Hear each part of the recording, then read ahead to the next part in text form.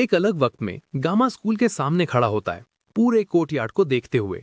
जमीन उसके आसपास कांपने लगती है और तेज हवाएं उसे पीछे ढकेलने की कोशिश करती हैं। थोड़ी ही देर बाद स्कूल के अंदर से उसके जैसे ही कई चाकू हवा में निकलते हैं और सीधा उसकी तरफ तेजी से आते हैं।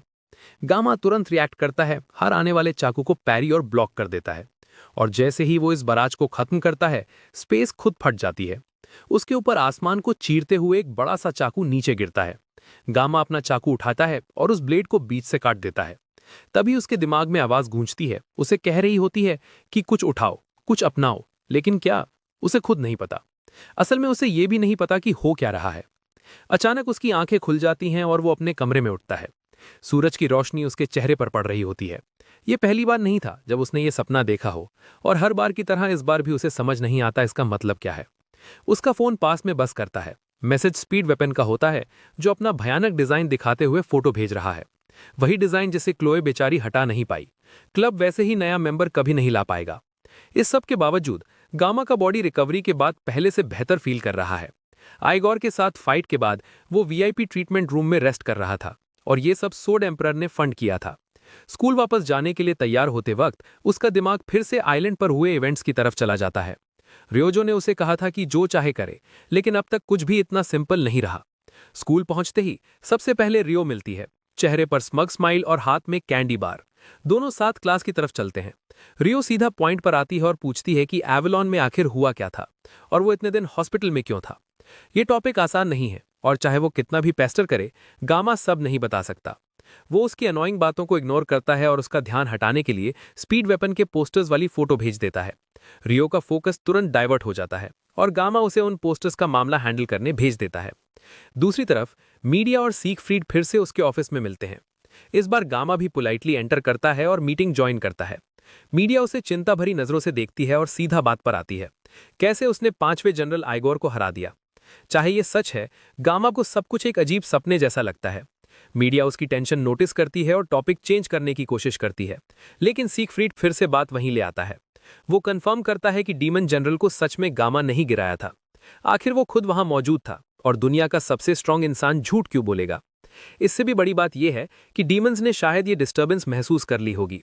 इससे पहले कोई इंसान जनरल लेवल के डीमन के सामने टिक नहीं सकता था। आइगोर का ह्यूमन रेल्म में आना भी एक मिस्ट्री है, लेकिन उसका मोटिव क्लियर लगता है। शायद वो कुछ रोकने आई थी, और अगर वो आई थी तो मतलब सिचुएशन और बिगड़ने वाली है। सीगफ्रीड के प्रिडिक्शन के मुताबिक कुछ सालों में फिर से वॉर शुरू हो सकती है, और ये वॉर 50 साल पहले वाली से कहीं ज्यादा खतरनाक होगी। डीमंस ने अभी तक अटैक सिर्फ इसलिए नहीं किया क्योंकि सीगफ्रीड ने जनरल की डेथ का अनाउंसमेंट नहीं किया, इसलिए टाइम वेस्ट करने का ऑप्शन नहीं है। इसलिए सीगफ्रीड ने ये मीटिंग बुलाई थी। अपनी करंट कंडीशन में वो फ्रंट लाइंस पर नहीं लड़ सकता। इस बात को मानकर वो अनाउंस करता है कि वो जल्द ही 7 स्टार से स्टेप डाउन करेगा। हमेशा काम रहने वाला गामा भी शॉक में खड़ा हो जाता है, लेकिन सीगफ्रीड उसे शांत करता है, कहता है कि ये राश डिसीजन नहीं है। हॉस्पिटल में रहकर उसने इस बारे में कई बार सोचा है। पब्लिक और प्रेस इतने पेशेंट नहीं होंगे, इसलिए कुछ दिन में प्रेस कॉन्फ्रेंस रखनी होगी। मीडिया अब तक काम थी, लेकिन जब वो इतनी शांति से बात करता है तो वो कंट्रोल खो देती है। वो उसकी शर्ट का कफ पकड़कर उसे जोर जोर से हिला देती है। गामा इस सीन को ऑकवर्ड स्माइल के साथ देखता है। इतने टाइम से उसने कोशिश की थी कि स्टोरी ओरिजिनल प्लॉट से डिविएट ना हो। जब भी कोई कैरेक्टर गेम से अलग एक्ट करता था, वो फ्रीक आउट हो जाता था। लेकिन अब सब कुछ इतना बदल चुका है। ये लोग अब गेम के कैरेक्टर्स नहीं थे, ये रियल लोग थे, अपनी मर्जी और इमोशंस के साथ। अब जो भी होगा उसे एक्सेप्ट ही करना पड़ेगा। लेकिन अगला सेंटेंस सुनना गामा के लिए मुश्किल होने वाला था। सीगफ्रीड गला साफ करता है और सीधा गामा से कहता है, सोड एम्परर अपनी 7 स्टार सीट गामा को ट्रांसफर करना चाहता है। कॉन्वर्सेशन के बाद मीडिया अपने पुराने दोस्त को धीरे से गाली देती है। ऑफ कोर्स गामा तुरंत 7 स्टार नहीं बनेगा, उसे एकेडमी में अपनी स्कूल लाइफ एंजॉय करने का मौका दिया जाएगा। फिर भी ये एक बहुत बड़ा अनाउंसमेंट था। मीडिया को डर था कि 17 साल के लड़के के लिए ये जिम्मेदारी बहुत भारी हो सकती है, लेकिन साथ ही वो ये भी नहीं जुटला सकती थी कि 7 स्टार हीरोज के लिए गामा से बेहतर कोई नहीं। उन्होंने अभी तक उसकी अचीवमेंट्स पब्लिक नहीं की हैं, लेकिन अगर आधी भी दुनिया को पता चल जाए कि गामा ने क्या क्या किया है, तो पूरी दुनिया में हंगामा मच जाएगा। और जब वो उसके बारे में सोच रही थी, उसके दिमाग में बेलर वैन का ख्याल आने से वो खुद को रोक नहीं पाई। वो नाम पूरा लेने से पहले ही अपनी जुबान रोक लेती है, लेकिन ख्याल उसके दिमाग में रह जाता है। ऐसा नहीं था कि वो उसके डिसीजन को समझती नहीं थी। आखिर अगर 7 स्टार हीरोज में से एक की सीट खाली हो जाए तो ह्यूमन और डीमन दोनों रेल्म्स में हंगामा मच सकता है। फिर भी इस बात से ये चेंज नहीं होता कि उन्हें एसोसिएशन और बाकी 7 स्टार हीरोज की अप्रूवल भी चाहिए होगी। ये पूरा प्रोसेस एक बड़ा हेडेक बनने वाला था। इस बीच हॉल में गामा और सी फ्रीड एडमिनिस्ट्रेशन क्वार्टर्स से बाहर निकल रहे थे। ये बिल्कुल सही वक्त था गामा के लिए पूछने का कि उसे 7 स्टार की सीट देने का डिसीजन क्यों लिया गया, और स्वॉर्ड एम्परर भी ये बात जानता था। बुजुर्ग आदमी ने पहले माफी मांगी कि सब कुछ इतना सडन लग रहा है। फिर उसने पूछा, क्या गामा जानता है कि 7 स्टार हीरोज में सिर्फ 4 सीट्स ही क्यों भरी हुई हैं? सीधा जवाब होता अपने गुजर चुके साथियों के रिस्पेक्ट में, लेकिन ये पूरी सच्चाई नहीं थी। असली रीजन ये था कि उन खाली सीट्स के लायक कभी कोई मिला ही नहीं। डीमंस इंसानों से काफी ज्यादा पावरफुल होते हैं। Original blessing of miracle game में भी डीमंस के स्टैट्स इतने क्रेजी थे कि उनसे लड़ना बहुत मुश्किल होता था। इसलिए हीरो सिर्फ उन लोगों को लेते थे जो वाकई काफी स्ट्रांग हो। अगर कोई 7 स्टार हीरो किसी डीमन के हाथ गिर जाए तो ह्यूमैनिटी का फ्यूचर खत्म हो सकता है। लेकिन आजकल हीरोज का असली मतलब ही कमजोर पड़ गया है। अब लालची लोग 7 स्टार्स का नाम पॉलिटिकल पावर के लिए यूज करते हैं। गामा के दिमाग में तुरंत जापान के प्राइम मिनिस्टर का नाम आता है, एब्सोल्यूट बॉस साकी कोजिमा। गेम में वो कभी पर्सनली अपीयर नहीं हुआ था, बस मेंशन होता था। और रियो ने भी अपनी फैमिली के बारे में कभी डायरेक्टली बात नहीं की, सिर्फ एक बार कहा था कि वो 7 स्टार हीरोज से नफरत करती है। सी फ्रीड की बातें लॉजिकल थी, लेकिन अब भी एक सवाल बाकी था। उसने नेक्स्ट सीट के लिए गामा को ही क्यों चुना? जवाब सिंपल था, गामा सी फ्रीड से काफी ज्यादा स्ट्रांग था। लेकिन यहां स्वॉर्ड एम्परर के पास भी कुछ सवाल थे। सबसे पहला, क्या गामा की पावर का कोई टाइम लिमिट है?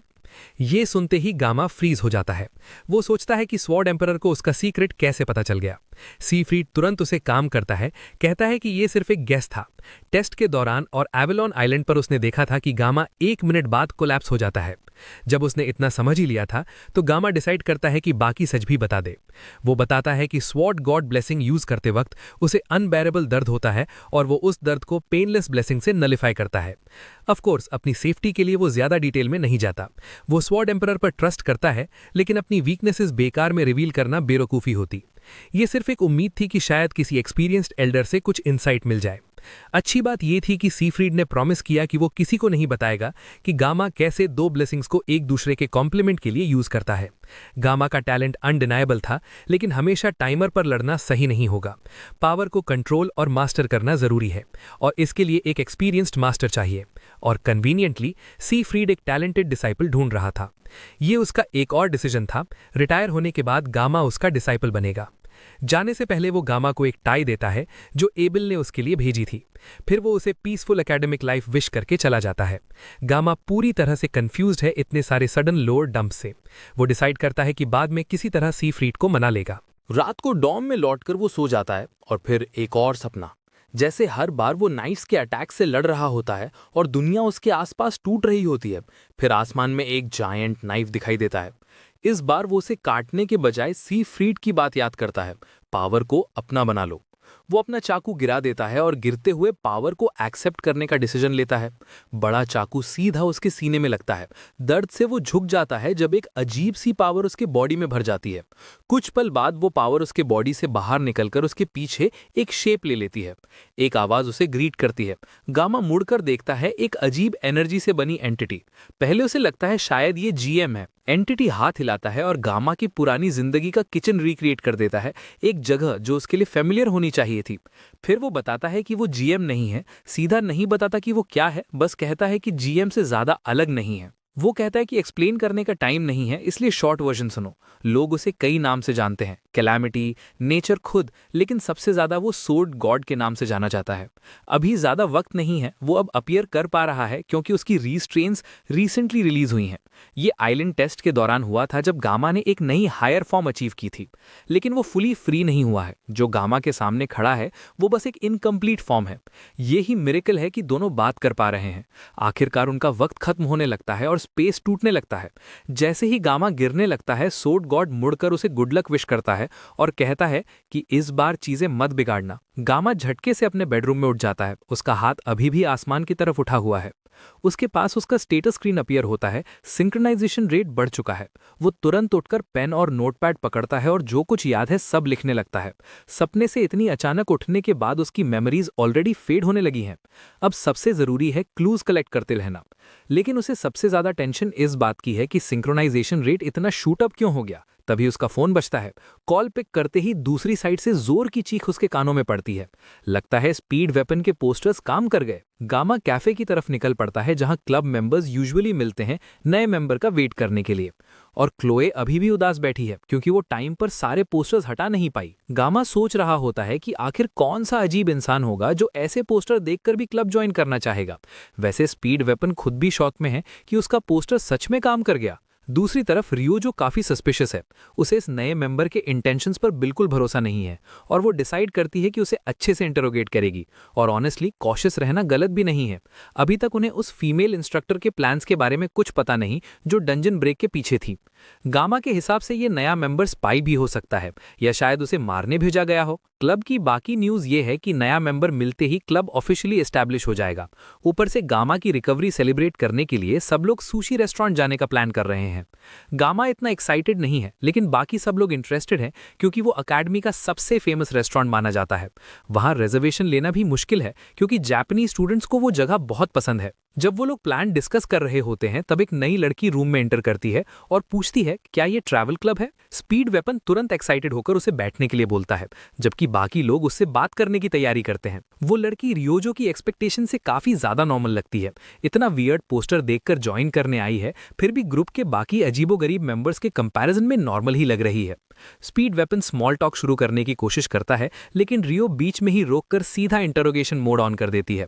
वो लड़की से शॉर्ट इंट्रोडक्शन देने को कहती है। लड़की अपना नाम बताती है, सन हना। वो सेकेंड ईयर स्टूडेंट है, ऑर्डिनरी क्लास से और बुसोसान से आई है। नाम कोरियन लगता है और गामा तुरंत अलर्ट हो जाता है जब उसे पता चलता है कि वो उसकी ओरिजिन वाली जगह से आया है। हालांकि सन फैमिली नेम उसे थोड़ा अजीब लगता है क्योंकि उसने पहले कभी ऐसा सरनेम नहीं सुना। फिर वो सोचता है कि सियोरी रीजन का कैंग भी रियल लाइफ में कोई एक्चुअल लीनेज नहीं था। जो भी हो, गामा हल्का सा स्मॉल टॉक शुरू करता है। कोरियन फूड्स और स्पाइसेस के बारे में बात करता है। हना भी बड़े एंथुजियाज्म के साथ कॉन्वर्सेशन ज्वाइन करती है, लेकिन रियो गुस्से में उसके साइड में एल्बो मारकर बात को इंटरप्ट कर देती है। रियो फिर से कन्वर्सेशन को सीरियस डायरेक्शन में ले जाती है और हना से पूछती है कि उसका असली मोटिव क्या है और वो ट्रैवल क्लब ज्वाइन क्यों करना चाहती है। हना का रीजन सिंपल है, उसने पोस्टर देखा जिसमें लिखा था कि क्लब का मेन एक्टिविटी ट्रैवलिंग और डंजन क्लियरिंग है। इस साल उसके मार्क्स थोड़े कम आए हैं तो वो कुछ डंजन्स क्लियर करके अपने स्कोर्स इंप्रूव करना चाहती है। रियोजो उसे करेक्ट करती है कि क्लब का प्राइमरी फोकस ट्रैवलिंग है, डंजन क्लियरिंग सिर्फ एडिशनल फीचर है। और वैसे भी अकेडमी में और भी क्लब्स हैं जो डंजन क्लियरिंग पर ज्यादा फोकस करते हैं। हना मानती है कि ये सही है, लेकिन ऑर्डिनरी क्लास की सेकेंड ईयर स्टूडेंट होने के नाते उसके लिए कोई क्लब ज्वाइन करना ही मुश्किल होता है। उसका इतना ऑनेस्ट जवाब सुनकर रियोजो और बाकी ग्रुप थोड़ा सरप्राइज हो जाते हैं। टॉपिक चेंज करते हुए रियो पूछती है कि हाना का प्रिफर्ड वेपन क्या है। हाना कैजुअली जवाब देती है कि उसका कोई स्पेशलाइज्ड वेपन नहीं है, वो अपने फिस्ट्स यूज करना पसंद करती है। फिर से साकी थोड़ी शॉक हो जाती है। उसे इतनी बार वर्ड्स के मैच में हारते देखना रेयर है। दोनों लड़कियां कुछ पल के लिए एक दूसरे को घूरती रहती हैं, जैसे स्टेयरिंग कॉन्टेस्ट चल रहा हो। आखिर में साकी पहले नजर हटा लेती है। कन्वर्सेशन चलते वक्त गामा भी हाना को ऑब्जर्व कर रहा होता है। अपनी पुरानी जॉब में बहुत कस्टमर्स हैंडल करने की वजह से उसने एक हैबिट डेवलप कर ली है, लोगों को उनके छोटे हैबिट्स के बेस पर कैटेगरीज में सॉर्ट करने की। अपनी इंट्यूशन और रियोजो से मिल रहे सटल सिग्नल्स के बेस पर वो फाइनली डिसाइड करता है हाना को ट्रैवल क्लब में वेलकम किया जाए। अब जब हाना ऑफिशियली ग्रुप का हिस्सा बन चुकी होती है, गामा उसे कहता है कि वो फॉर्मल टोन छोड़कर कैजुअली बात करे। हाना बिना टाइम वेस्ट किए अपनी पोलाइट टोन को तुरंत कैजुअल स्टाइल में बदल देती है। वो ये भी बोलती है कि सिर्फ 1 साल बड़ी होने की वजह से उसे कोई सीनियर सिटीजन की तरह ट्रीट ना करे, सब उसे कैजुअली ही बात करें। स्पीड वेपन उसे एक फॉर्म देता है जिससे वो क्लब की ऑफिशियल मेंबर बन जाए। फॉर्म देखते वक्त हाना नोटिस करती है कि क्लब का शैपरॉन खुद स्कूल का डायरेक्टर है। ये देखकर उसके चेहरे पर एक क्रिप्टिक सी स्माइल आ जाती है। वो कहती है कि इस क्लब में उसे डेफिनेटली मजा आएगा। फिर वो कैफे से निकल जाती है। गामा कैजुअली मेंशन करता है कि वो किसी की याद दिलाती है, लेकिन उसे याद नहीं आ रहा कौन। तभी उसके फोन पर मीडिया का मैसेज आता है।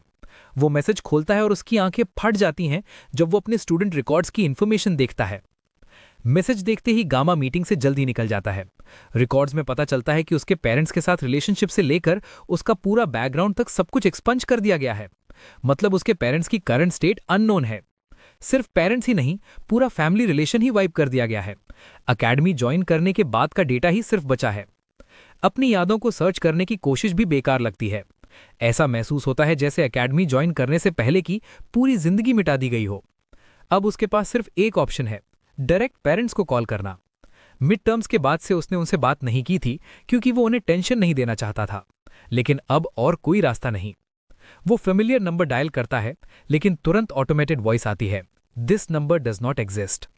उसका डर सच हो जाता है। बारिश शुरू हो चुकी होती है जब वो पास के बेंच पर जाकर बैठ जाता है। वो अपनी फैमिली की फोटोज देखता है, लेकिन वो भी धीरे धीरे फेड होने लगती हैं।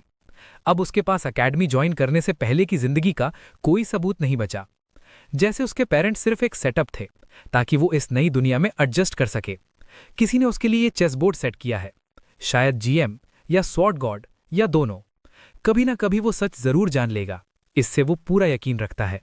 दूसरी तरफ स्कूल के आसपास आसमान अंधेरा हो चुका है।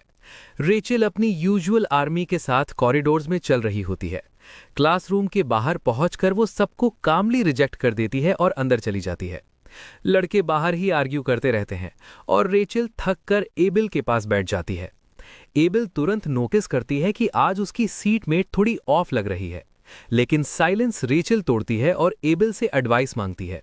अपनी लुक्स और स्ट्रेंथ पर कॉन्फिडेंट होने के बावजूद रिसेंटली उसका सेल्फ कॉन्फिडेंस डाउन हो रहा है, और इस सब का रीजन है कांग गामा। गामा का नाम सुनते ही एबिल हल्का सा शिवर करती है, जो रेचल तुरंत नोटिस कर लेती है। एवलॉन आइलैंड पर कुछ हुआ था ये समझने के लिए जीनियस होना जरूरी नहीं।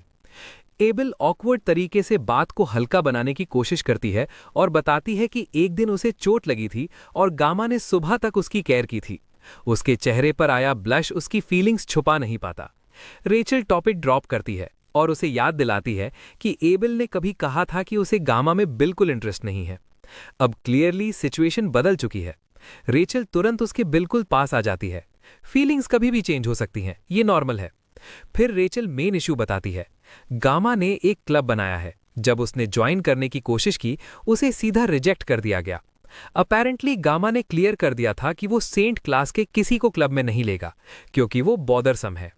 लेकिन कल जब वो अपने फेवरेट कैफे जा रही थी, उसने गामा को किसी नई लड़की के साथ खुशी खुशी बात करते देखा। उसने गामा को इतना खुश कभी नहीं देखा था। लग रहा था जैसे इंटरव्यूज चल रहे हों। रिजेक्टेड होने के बाद और गामा को दूसरी लड़की के साथ इतना हैप्पी देखकर रेचल इनसिक्योर फील करने लगती है। लेकिन सरप्राइजिंगली ये बात सुनकर एबिल रेचल से भी ज्यादा अपसेट लगती है। अगले दिन गामा अपने फ्रेंड्स के साथ सेलिब्रेशन के लिए मिलने निकलता है। जगह है एक कोरियन सुशी रेस्टोरेंट। अंदर उसके फ्रेंड्स उसका वेट कर रहे होते हैं। हाना नहीं आ पाई। उसने कहा कि उसे रॉ फिश पसंद नहीं, इसलिए वो नहीं आएगी। ये थोड़ा अजीब है क्योंकि वो बुसोनसन से है। जो भी हो, प्लान उसके बिना ही कंटिन्यू होता है। वो लोग रेस्टोरेंट में एंटर करते हैं और 4 लोगों के लिए टेबल मांगते हैं। एंट्रेंस पर जो उन्हें ग्रीट करता है वो एक अनएक्सपेक्टेड फेमिलियर फेस होता है। क्लोए फ्रीज हो जाती है और सीधा गामा के चेस्ट से टकरा जाती है जब उसकी नजर अपने भाई पर पड़ती है। गामा सीरियस होकर नॉक्स से पूछता है कि वो यहाँ क्या कर रहा है, लेकिन लगता है वो जेन्युइनली पार्ट टाइम जॉब कर रहा है। ऑडिटरी फैमिली एक वेल्दी क्लैन है जो वर्ल्ड वाइड तक पहुंचा हुआ है। नॉक्स को पार्ट टाइम जॉब की जरूरत ही नहीं, और उसने अपनी आइडेंटिटी भी हाइड की है अंडरकवर जॉब लेने के लिए। गामा के दिमाग में सिर्फ एक ही बात आती है, शायद नॉक्स यहां किसी असैसिनेशन रिक्वेस्ट के लिए आया हो। उनका इंटेंस स्टेयर डाउन तब टूट जाता है जब सुशी प्लेस का बॉस बाहर आकर नॉक्स पर चिल्लाता है कि वो बस खड़ा क्यों है। बाकी चारों लोग डिसाइड करते हैं कि रेड हेड को डिस्टर्ब ना करें और अंदर चलते हैं। वो लोग बैठकर मेन्यू देखने लगते हैं और डिसाइड करते हैं कि क्या ऑर्डर करें। इस बीच क्लोए अभी भी अपने भाई की अचानक अपीयरेंस से अनकंफर्टेबल फील कर रही है। उनके बीच का रिश्ता अभी भी काफी स्टिफ है, और ये और भी सैड इसलिए है क्योंकि इस गैदरिंग का सबसे ज्यादा वेट क्लोए ही कर रही थी। रियो जो उन दोनों के सल्किंग को तोड़ने के लिए गामा के शोल्डर से टकराकर उसका अटेंशन खींचती है। वो पूछती है कि वो क्या ऑर्डर करेगा। बात करते वक्त गामा उनके बीच का क्लास डिफरेंस नोटिस किए बिना नहीं रह पाता। ऑर्डर आ जाता है। बाकी सब इम्प्रेस्ड होकर तुरंत खाना शुरू कर देते हैं, लेकिन गामा हेजिटेट करता है। वो फूड को बड़े ध्यान से इंस्पेक्ट करता है। जब वो शेफ के शैबी नाइफ स्किल्स पर कमेंट करता है, तब एक भारी सी आवाज ब्रोकन कोरियन में पूछती है, तुमने अभी क्या कहा? गामा कामली अपनी बात रिपीट करता है। इससे आदमी और गुस्सा हो जाता है। वो डिमांड करता है कि गामा किचन में आए और दिखाए कि असली नाइफ स्किल्स क्या होती हैं। गामा शांत रहता है, बस ये सोचता है कि इस आदमी के कान इतने केस कैसे हैं। लेकिन फूड के मामले में चैलेंज रिजेक्ट करना उसकी फितरत नहीं। वो खड़ा होता है और चैलेंज एक्सेप्ट कर लेता है। ब्लॉन्ड शेफ उसकी हिम्मत पर हंसता है और ऑफर स्वीटन करता है। अगर गामा बेटर मील बना दे तो सब खाना फ्री। गामा चैलेंज और बढ़ा देता है। वो रेड स्नैपर हैंडल करने की रिक्वेस्ट करता है, जो सबसे महंगी और ट्रिकी फिश में से एक है। शेफ रोकने की कोशिश करता है, लेकिन नॉक्स उसे होल्ड बैक करता है। अगर किसी पर ब्लेड ट्रस्ट किया जा सकता है तो वो कांग गामा ही है। गामा किचन में ऐसे एंटर करता है जैसे घर वापस आ रहा हो। जैकेट उतारता है, नाइफ उठाता है और काम शुरू करता है। कुछ ही पलों में परफेक्टली कट सुशी की एक फ्लॉलेस रो तैयार हो जाती है। शेफ शॉक में जमीन पर बैठ जाता है। 12 साल स्वॉर्ड स्विंग करने के बाद भी उसने इतनी परफेक्ट सुशी प्रिपरेशन कभी नहीं देखी। वो इतना फ्लैबागास्टेड हो जाता है कि गामा से रिक्वेस्ट करता है कि उसे डिसाइपल बना ले। गामा घबराकर कहता है कि उठ जाओ, लेकिन शेफ चिल्लाता रहता है कि अब से वो 17 ईयर ओल्ड हाई स्कूलर को अपना मास्टर कहेगा। गामा डिसाइपल नहीं चाहता, लेकिन कुछ एडवाइस दे सकता है। उठने के बाद गामा उसे ब्लेड हैंडल करने और ज्यादा एक्सपीरियंस गेन करने के टिप्स देता है। इतनी सी एडवाइस से ही शेफ समझ जाता है कि गामा ब्लेड का असली मास्टर है। डील के मुताबिक अब सबको फ्री खाना मिलना चाहिए। शेफ सिर्फ गामा और उसके दोस्तों को ही नहीं, बल्कि रेस्टोरेंट के सब कस्टमर्स को फ्री मील अलाउ कर देता है। गामा खुद किचन में टायरलेसली काम कर रहा होता है, स्माइल के साथ फिश कट करता हुआ। उसके फ्रेंड्स टेबल से देखते हैं और सोचते हैं कि क्या उन्होंने कभी गामा को इतना जेन्युइनली खुश देखा है। स्पीड वेपन सजेस्ट करता है कि वो लोग जाकर हेल्प करें। रियो जो भी ज्वाइन करती है और क्लोए को बुलाती है। क्लोए उठने ही वाली होती है कि नॉम्स उसके पास आकर ऑफर करता है कि वो उसे किचन में काम करना सिखा दे। दिन के एंड पर गामा रेस्टोरेंट के बाहर खड़ा होता है। सेलिब्रेशन क्लब के लिए था, लेकिन वो थोड़ा ज्यादा ही इन्वॉल्व हो गया। फिर भी 50 सेकंड्स में 3 फिश प्रिपेयर करना काफी था।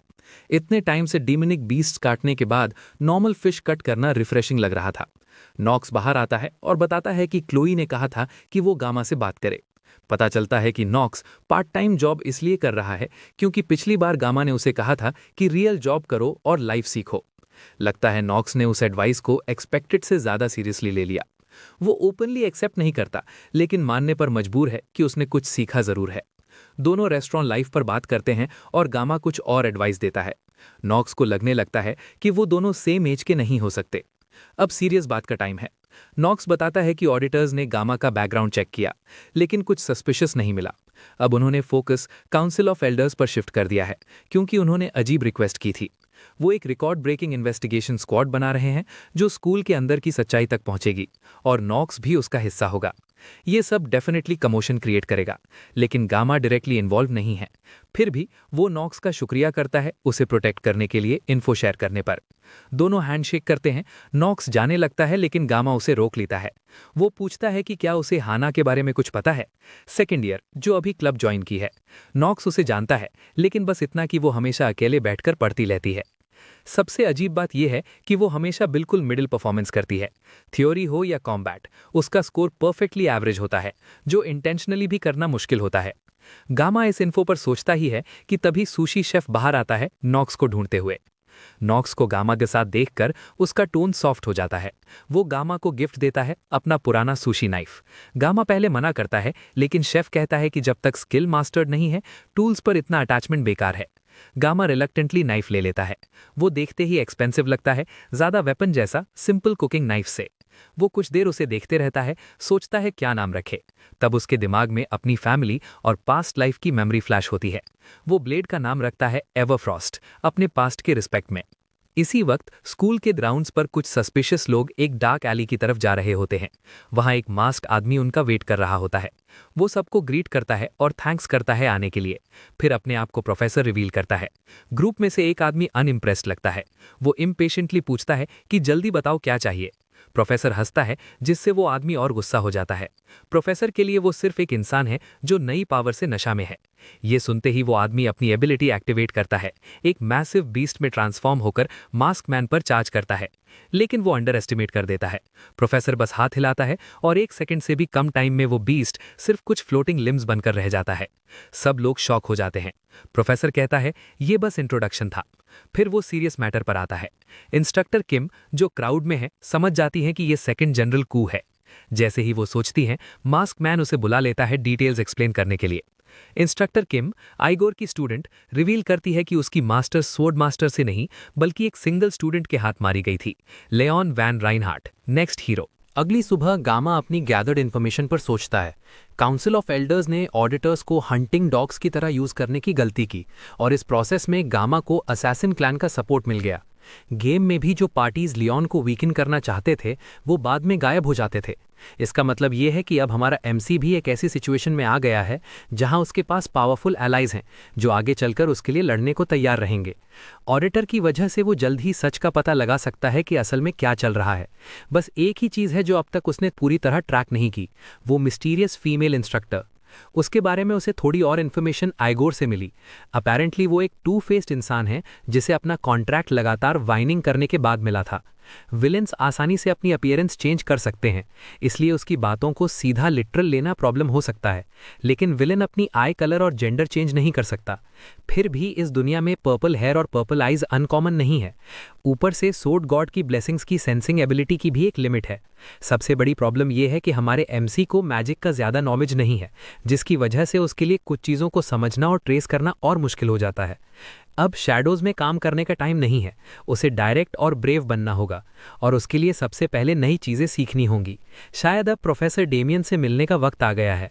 जब वो अपने ऑप्शंस के बारे में सोच ही रहा होता है तभी उसके क्लब मेंबर्स कैफे में धड़ाम से घुसते हैं। रियो जो और स्पीड वेपन किसी बात पर झगड़ रहे होते हैं। इस बार उनकी बहस का रीज़न है बेलर हेकिन के लाइकन को सील करने की एनिवर्सरी जो जल्द ही आने वाली है। ये दिन स्पेशल इसलिए है क्योंकि इवेंट के लिए स्कूल में काफ़ी इंपॉर्टेंट लोग आने वाले हैं। एक मशहूर असैसिन जिसे old man of the mountain के नाम से जाना जाता है, आयरन किंग फैमिली का नेक्स्ट मास्टर माओलान और अमेरिका का प्राइड जो फ्यूचर में 7 स्टार हीरोज में से एक बनने वाला है, all mute. Speed weapon suggest करता है कि वो लोग थोड़ा काम करें ताकि प्रिंसिपल खुश रहें, लेकिन रियो को पता है कि वो बस फेस्टिवल एंजॉय करने का बहाना ढूंढ रहा है। जब दोनों बहस कर रहे होते हैं, क्लोए मुड़कर शाइली देखती है जो गामा से पूछना चाहती है कि उस दिन के लिए उसके क्या प्लान्स हैं, लेकिन वो अपनी बात पूरी करे उससे पहले ही स्पीड वेपन जोर से चिल्लाता है कि उन्हें एक टेस्टिंग बूथ बनाना चाहिए। क्लोए को इंटरप्ट होना बिल्कुल पसंद नहीं और वो उठकर स्पीड वेपन को काटने जा रही होती हैं, जो शायद इस हफ्ते 5वीं बार होता। गामा तुरंत स्पीड वेपन की जान बचाने के लिए टेस्टिंग बूथ आइडिया से अग्री कर लेता है। सब लोग शॉक हो जाते हैं। रियो जो तुरंत उसके सामने आकर पूछती है कि उसने ऐसा क्यों माना, क्या वो हायर अप्स को इंप्रेस करना चाहता है। लेकिन गामा का असली रीजन सिंपल है, वो बस इस मौके पर थोड़ा फन करना चाहता है क्योंकि आगे शायद उनके पास फेस्टिवल्स एंजॉय करने का टाइम ना हो। ये लाइन सुनकर रियो जो को डाउट होता है कि शायद गामा को फ्यूचर के बारे में कुछ पता है। गामा अनजाने में 3 साल बाद होने वाली सेकेंड ह्यूमन डीमन वॉर के बारे में सोच लेता है और रियो समझ जाती है कि वो जितना दिखाता है उससे ज्यादा जानता है। अचानक गामा की गुडविल उसे क्लोए के ब्लड लस्ट और रियो के सस्पेशन का टारगेट बना देती है। वो मदद के लिए स्पीड वेपन की तरफ देखता है। स्पीड वेपन तुरंत रेस्क्यू करता है और बोलता है कि पोस्टर वो बनाएगा, जिससे दोनों लड़कियों का अटेंशन उस पर चला जाता है। रियो जो फाइनली फ्रस्ट्रेट होकर खड़ी होती है और कहती है कि अब डिसाइड करने का टाइम आ गया है कि गामा के बाद क्लब का असली लीडर कौन है। वो डिमांड करती है कि हायरार्की सेट करने के लिए ड्यूअल होगा ताकि स्पीड वेपन स्टूपिड बातें करना बंद करे। स्पीड वेपन मान जाता है और दोनों रियो जो के डोजो में फाइट के लिए चले जाते हैं। दोनों एक दूसरे को घूरते हैं। स्पीड वेपन अपने एडवांटेजेस सोचता है। रियो जो का मेन वेपन लॉन्ग बो है और ये सब स्पेस नहीं है तो वो शूट नहीं कर सकती, बस डिस्टेंस मेंटेन करना है और डीबफ स्टैक करते रहना है जब तक वो वीक ना हो जाए। हाना रेफरी बनकर सिग्नल देती है फाइट स्टार्ट करने का और तुरंत रियो अपना बोर्ड ड्रॉ कर लेती है। स्पीड वेपन थोड़ा शॉक होता है लेकिन प्लान चेंज नहीं करता, बस डीबफ स्टैक करने हैं। लेकिन एक पल में ही रियो उसके ऊपर होती है, रिएक्ट करने का टाइम भी नहीं मिलता। जैसे ही वो कुछ बोलने की कोशिश करता है, रियो अपना बो उसकी बैक पर दे मारकर उसे डोजो की दीवार के बाहर उड़ा देती है। बाकी सब शॉक में खड़े रह जाते हैं और रियो जो क्यूट सी आवाज में गामा से पूछती है कि फाइट कैसी लगी। मीनवाइल स्पीड वेपन बाहर जमीन पर दर्द में पड़े पड़े हीलिंग बफ्स लगा रहा होता है। अगले दिन फेस्टिवल में सिर्फ 4 दिन बचे होते हैं और सब लोग बूथ सेट करने में बिजी हो जाते हैं। क्लोए किचन असिस्टेंट बनकर गामा की मदद करती है। हना इंग्रेडिएंट्स खरीदने और जनरल मैनेजमेंट देखेगी। स्पीड वेपन ऑपरेशंस और सेटअप आइटम्स ऑर्डर करेगा और रियो जो पीआर, एडमिनिस्ट्रेशन और एडवर्टाइजिंग डिजाइन हैंडल करेगी। इतने कम टाइम में उन्होंने स्टॉल के लिए एक प्रॉपर टीम बना ली और सब स्मूथली प्रोग्रेस कर रहा होता है। अपनी पिछली जिंदगी में गामा को कभी फेस्टिवल एंजॉय करने का मौका नहीं मिला। वो 17 साल की उम्र से काम कर रहा था और उसके पास लेजर का टाइम ही नहीं था। शायद इसीलिए वो मिरेकल गेम की ब्लेसिंग की तरफ अट्रैक्ट हुआ था, क्योंकि अंदर ही अंदर वो एक नॉर्मल बोरिंग लाइफ जीना चाहता था। लेकिन इस दुनिया में वो प्लान्स तभी खत्म हो गए थे जब सेकेंड ईयर में लियोन को डीमंस ने नोटिस कर लिया था। इसका मतलब ये भी है कि ये एकेडमी में उसका आखिरी फेस्टिवल होगा। उसके उदास ख्याल शायद उसके चेहरे पर ज्यादा क्लियरली दिख रहे थे, क्योंकि थोड़ी देर बाद हना उसके पास आकर पूछती है कि वो इतना उदास क्यों लग रहा है। गामा एक पल के लिए सोचता है कि क्या हना उसका दिमाग पढ़ रही है या क्या, लेकिन वो इस बात का जिक्र नहीं करता। उसकी जगह वो रियो को बोल देता है कि वो थोड़ी देर के लिए बाहर जा रहा है, कुछ काम निपटाने के लिए। वो सीधा प्रोफेसर डेमियन के ऑफिस की तरफ चला जाता है। वहां पहुंचकर देखता है कि प्रोफेसर रशिया की ब्लैक टी बना रहे होते हैं। प्रोफेसर उसे भी ट्राई करने का ऑफर देते हैं, लेकिन गामा मना कर देता है और सीधा मुद्दे पर आ जाता है। वो उनसे उस कोट के बारे में पूछता है जो हर बार अपना वेपन ड्रॉ करते वक्त उसे दिखाई देता है, मे the blessing of God be with you. ये टॉपिक प्रोफेसर को इतना परेशान कर चुका था कि उन्हें खुद रिसर्च के लिए अब्रॉड ट्रैवल करना पड़ा। अपनी ट्रैवल्स के दौरान वो रशिया तक गए, जहां उन्हें एक किताब मिली जिसमें उस कोट का जिक्र था। उस किताब में ब्लेसिंग्स के 4 टीयर्स का डिटेल था: arch spirits, guardian spirits, elemental spirits और सोल स्पिरिट्स। हर क्लासिफिकेशन उस स्पिरिट के टाइप पर बेस्ड होती है जो ब्लेसिंग देता है। लेकिन जब बात गॉड्स की आती है तो क्लास में पहले ही एस्टैब्लिश हो चुका है कि इस दुनिया में अब कोई गॉड्स नहीं बचे। पर यह बात सिर्फ करंट एज के लिए सच है। मिथिक एज यानी प्राचीन और अननोन ओरिजिन के जमाने में काउंटलेस गॉड्स हुआ करते थे। ये गॉड्स उन स्पिरिट्स जैसे नहीं थे जो आज ब्लेसिंग्स देते हैं। वो प्योर कॉन्सेप्ट्स के करीब बीइंग्स थे, मॉर्टल लिमिट से परे। फिर भी इतने पावरफुल होने के बाद भी वो डेथ से नहीं बच पाए। और उन सब में से सिर्फ एक गॉड ऐसा था जिसने पूरे उस युग का अंत कर दिया। वो था sword God. May the blessing of God be with you असल में उस जमाने के लोगों का एक प्रेयर था जो वो स्वॉर्ड गॉड से पावर मांगने के लिए बोलते थे। प्रोफेसर के ऑफिस से निकलते वक्त गामा के पास जितने आंसर्स थे उतने ही नए क्वेश्चंस भी थे। फिर भी वो थैंकफुल है कि प्रोफेसर ने उसकी मदद के लिए इतनी मेहनत की। एक और चीज जो वो नोटिस करता है, उसे सुबह से ही थोड़ा सफोकेटेड फील हो रहा था। रीजन ये है कि वो अपना सशीमी नाइफ साथ नहीं लाया। वो ब्लेड उसके लिए एक अल्टीमेट हाईटेक सेंसर जैसा था। इतने सालों में वो उससे इतना अटैच्ड हो गया है कि बिना उसके उसे अजीब लगता है, जैसे कुछ मिसिंग हो। फेस्टिवल के दिन पास आते जाते हैं और ग्रुप अपने किमची स्टॉल की तैयारी में लगा रहता है। वो कुकिंग प्रैक्टिस करते हैं, बूथ सेटअप करते हैं और फेस्टिवल के लिए आउटफिट्स अरेंज करते हैं। जब फेस्टिवल का दिन आता है तब तक उनका स्टॉल बिल्कुल रेडी होता है। लगभग 20 साल तक गामा ने हाथ में नाइफ लेकर काम किया। उसने काउंटलेस रेस्टोरेंट्स को रिवाइव किया और हर बार बिना पेमेंट लिए। वो बस उन शॉप्स को ढूंढता जो बंद होने के कगार पर होती। ये सब वो बस अपनी सेटिस्फैक्शन के लिए करता था। एक तरह से ये उसकी अपनी रोमांस थी।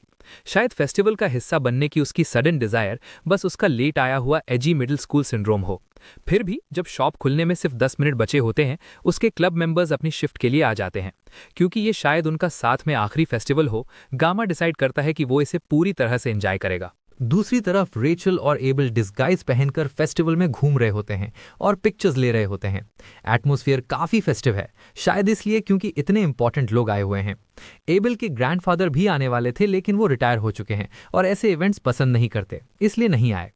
घूमते वक्त रेचल को जमीन पर एक किमची हॉटपॉट का फ्लायर दिखता है। तभी स्टेज पर हीरोज एक एक करके आते हैं और ऑडियंस में एक्साइटमेंट बढ़ जाती है।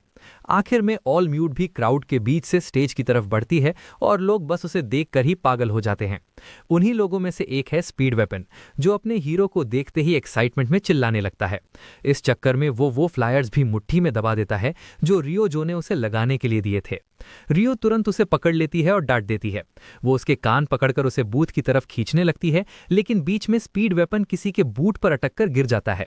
दोनों ऊपर देखते हैं तो सामने एबल और रेचल खड़े होते हैं। उधर ट्रैवल क्लब के बूथ पर कस्टमर्स धीरे धीरे आ रहे होते हैं, लेकिन बिजनेस अभी स्लो है। किचन में क्लोई एक्सपर्ट तरीके से सब्जियां काट रही होती है, जबकि गामा कुकिंग पर फोकस कर रहा होता है। उसने उसे बस थोड़ी सी टेक्निक दिखाई थी, लेकिन वो ऑलरेडी नाइफ हैंडल करने में काफी स्किल्ड हो चुकी है। जैसे जैसे काम बढ़ने लगता है, गामा सोचता है कि रियो और वेपन कहाँ रह गए। थोड़ी देर बाद रियो वापस आती है, स्पीड वेपन को घसीटते हुए।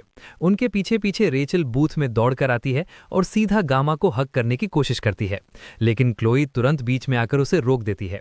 जरूरत पड़ी तो वो किचन नाइफ से भी रोकने को रेडी है।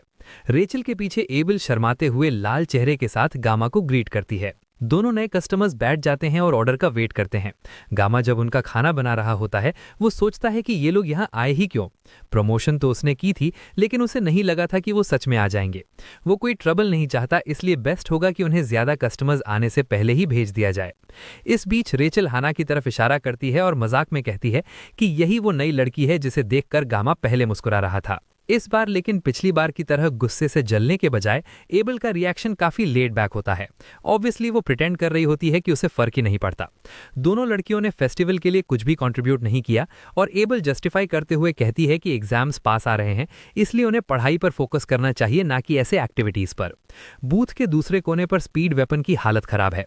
रियो उसे घसीट कर लाई थी और क्लियरली वापस आने से पहले उसे अच्छी तरह पीटा भी है। उसके चेहरे पर ब्रूस साफ दिख रहा है। फिर भी वो ऑल म्यूट के लिए अपनी फैन गर्लिंग डिफेंड करने से पीछे नहीं हटता और प्राउडली बताता है कि वो उसे देखने क्यों गया था। गामा उसे आइस कूलर की तरफ इशारा करता है और कहता है कि आइस लगाकर अपने वूंड्स ट्रीट करे। जब स्पीड वेपन वहां जाता है, गामा का दिमाग ऑल म्यूट की तरफ चला जाता है। उसका असली नाम कॉन एलिजाबेथ है और वो एक अमेरिकन हीरो है जिसे नेक्स्ट 7 स्टार कैंडिडेट के रूप में मेंशन किया जा रहा है। इस दुनिया में यूएसए और कोरिया दोनों टॉप रैंक्ड सुपर पावर्स हैं। अमेरिका ने हीरो वर्ल्ड में एक इंडिपेंडेंट सिस्टम बना लिया है जहां हीरोज को सेलिब्रिटीज की तरह ट्रीट किया जाता है। वहां हीरो सिस्टम एक बिजनेस बन चुका है। रियल हीरोज अपने नाम सैक्रिफाइस और डेथ के थ्रू छोड़ते हैं, जबकि सेलिब्रिटी हीरोज अपने नाम पर जीते हैं। इस वजह से एक अजीब सा मिडिल ग्राउंड बन गया है जहां हीरोज चीप पब्लिसिटी ड्रोन्स जैसे लगने लगे हैं। गामा के लिए न रियल हीरोज और न ही सेलिब्रिटी हीरोज उसके आइडियल्स के करीब हैं। वो बस इतना थैंकफुल है कि वो अमेरिकन रीइनकार्नेट नहीं हुआ, वरना शायद उसका कोई स्टूपिड सा नाम होता जैसे सैशिमी मैन और वो स्पैंडेक्स टाइट्स पहनकर घूम रहा होता। इस बीच सोर्ड एम्परर ने उसे सक्सेसर डिक्लेयर किया था, लेकिन उसके बाद से उसका और गामा का ऑफिशियली कभी सामना नहीं हुआ। गामा ने डिसाइड कर लिया है कि वो सक्सेसर ऑफर रिफ्यूज करेगा, लेकिन तब तक के लिए उसके लिए बेस्ट होगा कि वो ऑल म्यूट से दूर ही रहे। और उसका बेस्ट तरीका है शांति से अपने बूथ पर अगले 3 दिन किमची स्ट्यू बनाना। इतनी हाई प्रोफाइल हीरो उसके जैसे छोटे स्टॉल पर स्ट्यू खाने थोड़ी ना आएगी। उधर रियो एबल को कन्फ्रंट करती है उसके कमेंट्स के लिए। उसे पसंद नहीं आता कि एबल इतनी बायस्ड और कैजुअल टोन में बात करे। एबल डिफेंड करते हुए कहती है कि प्रॉब्लम एक्टिविटी से नहीं है बल्कि मेड आउटफिट्स से है। वो उन्हें पहनकर एम्बैरेस्ड फील करती है। जब आर्ग्यूमेंट बढ़ने लगता है तभी एक अनएक्सपेक्टेड विजिटर बूथ में एंटर करती है। सब लोग अपना सर घुमाते हैं जब एक पर्पल हेड औरत सीधा किचन एरिया की तरफ चलती है, बिना कहीं और बैठने की तकलीफ किए। वो सीधा गामा के पास आकर उसे ऊपर से नीचे तक देखती है और नोट करती है कि यही वो लड़का है जिसने उसके ब्रदर्स को हरा दिया था। गामा उसे पहचान लेता है। एडमिशन एग्जाम के दौरान जिन नोटोरियस माओ ट्विंग से वो लड़ा था, ये उनकी बहन है, आयन लेग्ड माओलान। वो अपनी उंगली स्नैप करती है और एक फॉलोअर को चेयर और फुटस्टूल लाने का सिग्नल देती है। उसके पाँव में gamma S rank weapon storm kick notice करता है। बैटल गियर पहनकर आना ये क्लियर करता है कि वो रिवेंज के लिए आई है। क्लोए तुरंत गामा को डिफेंड करने आती है, लेकिन गामा हाथ उठाकर उसे रोक देता है। फिर वो रियो और हाना को भी सिग्नल देता है कि वो इंटरफियर ना करें। सरप्राइजिंगली माओलान पास्ट की बातें उठाने नहीं आई। वो बस देखना चाहती थी कि कैंग गामा असल में कैसा इंसान है। उसके ब्रदर्स की पर्सनालिटीज भले ही खराब थीं, लेकिन स्किलफुल तो थे। अब हाल ये है कि गामा का नाम सुनते ही उन्हें सीजर्स आ जाते हैं। वो रिवेंज लेने नहीं आई, उसके हिसाब से गामा ने उसका फेवर किया है। उसके ब्रदर्स रेकलेस थे और माओ रेपुटेशन को मिट्टी में मिला रहे थे। गामा ने उन्हें साइड कर दिया, जिससे उसके फ्यूचर के ऑब्स्टिकल्स क्लियर हो गए। वो क्लियरली 7 स्टार पोजीशन एम कर रही है और उसकी पॉपुलैरिटी सन एलिजाबेथ तक को टक्कर देती है। लेकिन ऑल म्यूट के लेवल की स्किल ना होने और ट्विंस की बहन होने का स्टिग्मा उसके चांसेस कम कर देता है। अगर बस इतना ही कहना था तो गामा के पास उसे और एंटरटेन करने का कोई रीजन नहीं। वो वापस कुकिंग करने लगता है, लेकिन जाते जाते माओलान उसके कुकिंग पर एक ताना मार देती है, क्लियरली उसे प्रोवोक करने के लिए। इस बार गामा इग्नोर नहीं करता। लो प्रोफाइल रहने का प्लान साइड में रखकर वो उसके पीछे चला जाता है। वो और सब कुछ बर्दाश्त कर सकता है, लेकिन अपनी कुकिंग की इंसल्ट नहीं। फेस्टिवल में जल्दी ही खबर फैल जाती है कि माओलान को किसी अननोन कैडेट ने सब स्पेस पार के लिए चैलेंज किया है। लियोन फेस्टिवल ग्राउंड पर चलते हुए ये बात सुनता है और तुरंत समझ जाता है कि वो अननोन कैडेट कैंग गामा ही है। नाम याद करते ही उसके हाथ कांपने जाते हैं, लेकिन वो मैच देखने नहीं जाता और अपना रास्ता कंटिन्यू करता है। स्टेडियम में सीट्स जल्दी ही फेमिलियर फेसेस से भर जाती हैं। एबल, रेचल और खुद रिनाउंड ऑल म्यूट भी वहां मौजूद होती है। उधर माओलान कॉन्फिडेंट लग रही है। वो गामा को देखकर भी रिलैक्स्ड रहती है। आखिर उस जैसे पावरफुल और वेल नोन फाइटर से लड़ना गामा को भी उसके ब्रदर्स जैसी हालत में छोड़ सकता है। वो उसे टॉन्ट करती रहती है, लेकिन गामा सीधा पॉइंट पर आता है। उसने उसे जानबूझकर प्रवोक किया था ताकि वो फाइट करे और अपने ब्रदर्स की डिफीट के लिए जस्टिफिकेशन मिल सके। माओलान इस बात को डिनाई नहीं करती। जैसे ही सब स्पेस डिप्लॉय होता है, गामा सीधा उससे कहता है कि वो कभी 7 स्टार हीरो नहीं बन पाएगी। अगले ही पल दोनों एक दूसरे पर टूट पड़ते हैं और पूरा अरीना धुएं और इम्पैक्ट की आवाज से भर जाता है। जब धुआं धीरे धीरे क्लियर होता है, माओलान का जिस्म अभी भी धुएं में गामा को ढूंढने की कोशिश कर रहा होता है, लेकिन उसका सर हवा में घूमता हुआ ऊपर जा चुका होता है और उसे खुद एहसास भी नहीं होता कि क्या हो गया है। इस बीच बूथ पर वापस सिर्फ हना ही ऐसी लग रही होती है जो सच में गामा के लिए वरिड है। स्पीड वेपन को ज्यादा टेंशन इस बात की है कि गेस्ट्स लाइन में बढ़ते जा रहे हैं। हना उन सबकी ऑब्वियस कॉन्फिडेंस देखकर हल्का सा मुस्कुराती है, लेकिन कुछ कहती नहीं। उधर स्टेडियम में ऑडियंस को बस इतना दिखाई देता है कि माओलान हल्का सा लड़खड़ाई, लेकिन दोनों फाइटर्स ने 1 इंच भी मूव नहीं किया था। लेकिन जो लोग नॉर्मल से ज्यादा पावर सेंस कर सकते थे, उन्हें तुरंत समझ आ गया कि क्या हुआ था। गामा ने realm of the mind use किया था। ये एक ऐसी स्किल है जो सिर्फ 7 स्टार लेवल के फाइटर्स फ्रीली कंट्रोल कर सकते हैं, और ये लड़का इसमें नेचुरल टैलेंट दिखा रहा है। माओलान को तुरंत अपनी पुरानी दोस्त ऑल म्यूट याद आ जाती है, अकेडमी डेज में जब उसने टैलेंट का एक इनसरमाउंटेबल वॉल देखा था। गामा ने शायद रेल्म के थ्रू उसे दिखा दिया कि अगर वो सच में तलवारों से टकराते तो क्या होता। बिना फिजिकली उससे लड़े उसने उनके टैलेंट का डिफरेंस दिखा दिया, जिससे उसकी डिग्निटी भी बच गई और इंटरनेशनल इश्यूज भी अवॉइड हो गए। कांग गामा कोई नॉर्मल अकेडमी स्टूडेंट नहीं है। हायर अप्स के बीच जो रूमर्स चल रहे थे वो अब कंफर्म हो गए हैं। हमारा एमसी वाकई सोर्ड एम्परर का चोजन सक्सेसर है। माओलान के दिमाग में एनवी, जेलसी, फियर और ऑ जैसे इमोशंस एक साथ भर जाते हैं। अकेडमी के पुराने दिन याद आते हैं, लेकिन इसका मतलब ये नहीं कि वो इतनी आसानी से डिफीट एक्सेप्ट करेगी। होश में आते ही वो तुरंत उस पर चार्ज करती है और एक वाइड स्वीपिंग किक सीधा उसके फेस की तरफ मारती है। गामा पीछे हटकर उस किक से बच जाता है और इंप्रेसिव स्पीड से नीचे झुककर फॉलो अप किक भी डॉज कर लेता है। उस किक का शॉकवेव इतना पावरफुल होता है कि सब स्पेस के बाहर के लोग भी इफेक्ट फील करते हैं। गामा एक पल के लिए डैमेज देखने को मुड़ता है और वही 1 सेकंड माओलान को मौका दे देता है। वो उसके ऊपर से एक हाई रेज्ड लेग के साथ फाइनल किलिंग ब्लो देने आती है। गामा फिर भी अटैक्स डॉज कर लेता है। उसके ब्लो से जमीन के पत्थर हवा में उड़ जाते हैं। रिकवर करने से पहले ही माओलान उन गिरते हुए पत्थरों को परफेक्टली टाइम्ड किक से उसकी तरफ उड़ा देती है। गामा अपने नाइफ से सब पत्थरों को आसानी से काट देता है। हवा धूल और डेबरी से भर जाती है, लेकिन उस धूल के बीच से एक रेड थ्रेड सीधा उसके चेस्ट की तरफ आता है। वो लास्ट सेकंड पर अपना नाइफ उठाकर अटैक ब्लॉक करता है, लेकिन नाइफ लगभग टूट जाता है। फिर भी वो तुरंत उसे रिपेयर कर लेता है और ऑफेंसिव पर चला जाता है। उसकी स्पीड इतनी बढ़ जाती है कि माओलान उसे ट्रैक ही नहीं कर पाती। एक ही पल में जब वो उसके मूव्स प्रेडिक्ट करने की कोशिश करती है, गामा आसानी से उसका एक हाथ काट देता है। वो शॉक में रह जाती है, समझ ही नहीं पाती कि क्या हुआ। दर्द से चीखते हुए जब वो गामा की तरफ देखती है, उसे उसके आसपास उसी लेवल की स्ट्रेंथ वाले फिगर्स चलते हुए दिखाई देते हैं। गामा फाइटिंग स्टांस लेकर उसके सामने खड़ा होता है। माओलान अपनी आखिरी कोशिश के लिए तैयार होती है, लेकिन वो 1 इंच भी मूव नहीं कर पाती। गामा उसके पास से फ्लैश की तरह गुजरता है और उसका सर हवा में उड़ जाता है। पूरा स्टेडियम शॉक और ऑ में जम जाता है। अनाउंसर डिक्लेयर करता है कि सब स्पेस ड्यूल का विनर है कांग गामा। बूथ पर स्टेडियम की चीयर्स इतनी लाउड होती हैं कि रियोजो तक सुन लेती है। उसे वहां जाने की जरूरत नहीं, उसे पता है क्या हुआ। वो ताली बजाकर सबका अटेंशन लेती है और बताती है कि गामा जल्दी वापस आ जाएगा। एबल और रेचल ट्रेनिंग हॉल से निकलते हैं। उन्हें गामा की विक्ट्री से ज्यादा सरप्राइज नहीं हुआ। एंड में वो गामा का स्टू टेस्ट नहीं कर पाए, लेकिन एबल कहती है कि वो ऑलरेडी फुल है। ऐसी मैच देखने के बाद और क्या चाहिए। उधर माओलान अरीना से लड़खड़ाते हुए बाहर निकलती है। फिजिकली वो ठीक है, लेकिन ग्लोबली ये उसके लिए एक ह्यूज प्रॉब्लम बनेगा। पब्लिकली एक 17 साल के लड़के से हारना ये छोटी बात नहीं। फिर भी वो ऐसी नहीं जो एक डिफीट से टूट जाए। कांग गामा का पोटेंशियल इनसेन है और फ्यूचर में वो और भी स्ट्रांग होगा। जब वो वक्त आएगा, लोग याद रखेंगे कि उसने उसे उसके प्राइम से पहले फेस किया था। गामा की स्ट्रेंथ देखकर लगता है कि सिर्फ टाइम की बात है जब ऑल म्यूट को भी उसके सामने झुकना पड़ेगा। माओलान ने अपनी लाइफ में बहुत जीनियसेस देखे हैं, ट्रेनिंग डेज में एलिजाबेथ जैसे और ग्रेजुएशन के बाद 7 स्टार हीरोज जैसे। लेकिन गामा एक ऐसे रास्ते पर चल रहा है जहां सिर्फ मेहनत से नहीं पहुंचा जा सकता। वो उसे सिर्फ एक नाम दे सकती है, मॉन्स्टर। इंटरनेट पर न्यूज़ बिजली की तरह फैल जाती है। हर जगह लोग उस मॉन्स्टर न्यूबी के बारे में बात कर रहे होते हैं जिसने मेनलैंड की स्टार को गिरा दिया। लोग कितनी भी बार वीडियो देखें, उन्हें यकीन नहीं होता। कुछ ही घंटों में वीडियो 20 मिलियन व्यूज क्रॉस कर जाता है। लोग गामा के बूथ के बाहर भीड़ लगा देते हैं। सिचुएशन इतनी क्रेजी हो जाती है कि ट्रैवल क्लब को नंबर टोकन्स देने पड़ते हैं ताकि सबको इक्वली सर्व किया जा सके। मीनवाइल रियो जो पूरी कोशिश कर रही होती है उन नोजी जर्नलिस्ट को रोकने की जो जबरदस्ती अंदर घुसकर गामा का इंटरव्यू लेना चाहते हैं। पीछे लोग उसकी फोटोज ले रहे होते हैं और online the sashimi sword saint tag के साथ पोस्ट कर रहे होते हैं। इस पॉइंट तक उसकी बैटल के बारे में हजारों आर्टिकल्स और वीडियोज आ चुके थे। गामा को अंदाजा था कि ऐसा होगा, लेकिन जो उसने एक्सपेक्ट नहीं किया था वो था एक नया टाइटल मिलना। स्वॉर्ड सेंट का टाइटल ब्लेसिंग ऑफ मिरेकल में प्लेयर्स को मिलता ही नहीं, सिर्फ बाद में स्वॉर्ड एम्परर को ये टाइटल मिलता है, लेकिन वो रिटायर हो चुका है तो ये टाइटल गायब हो जाना चाहिए था।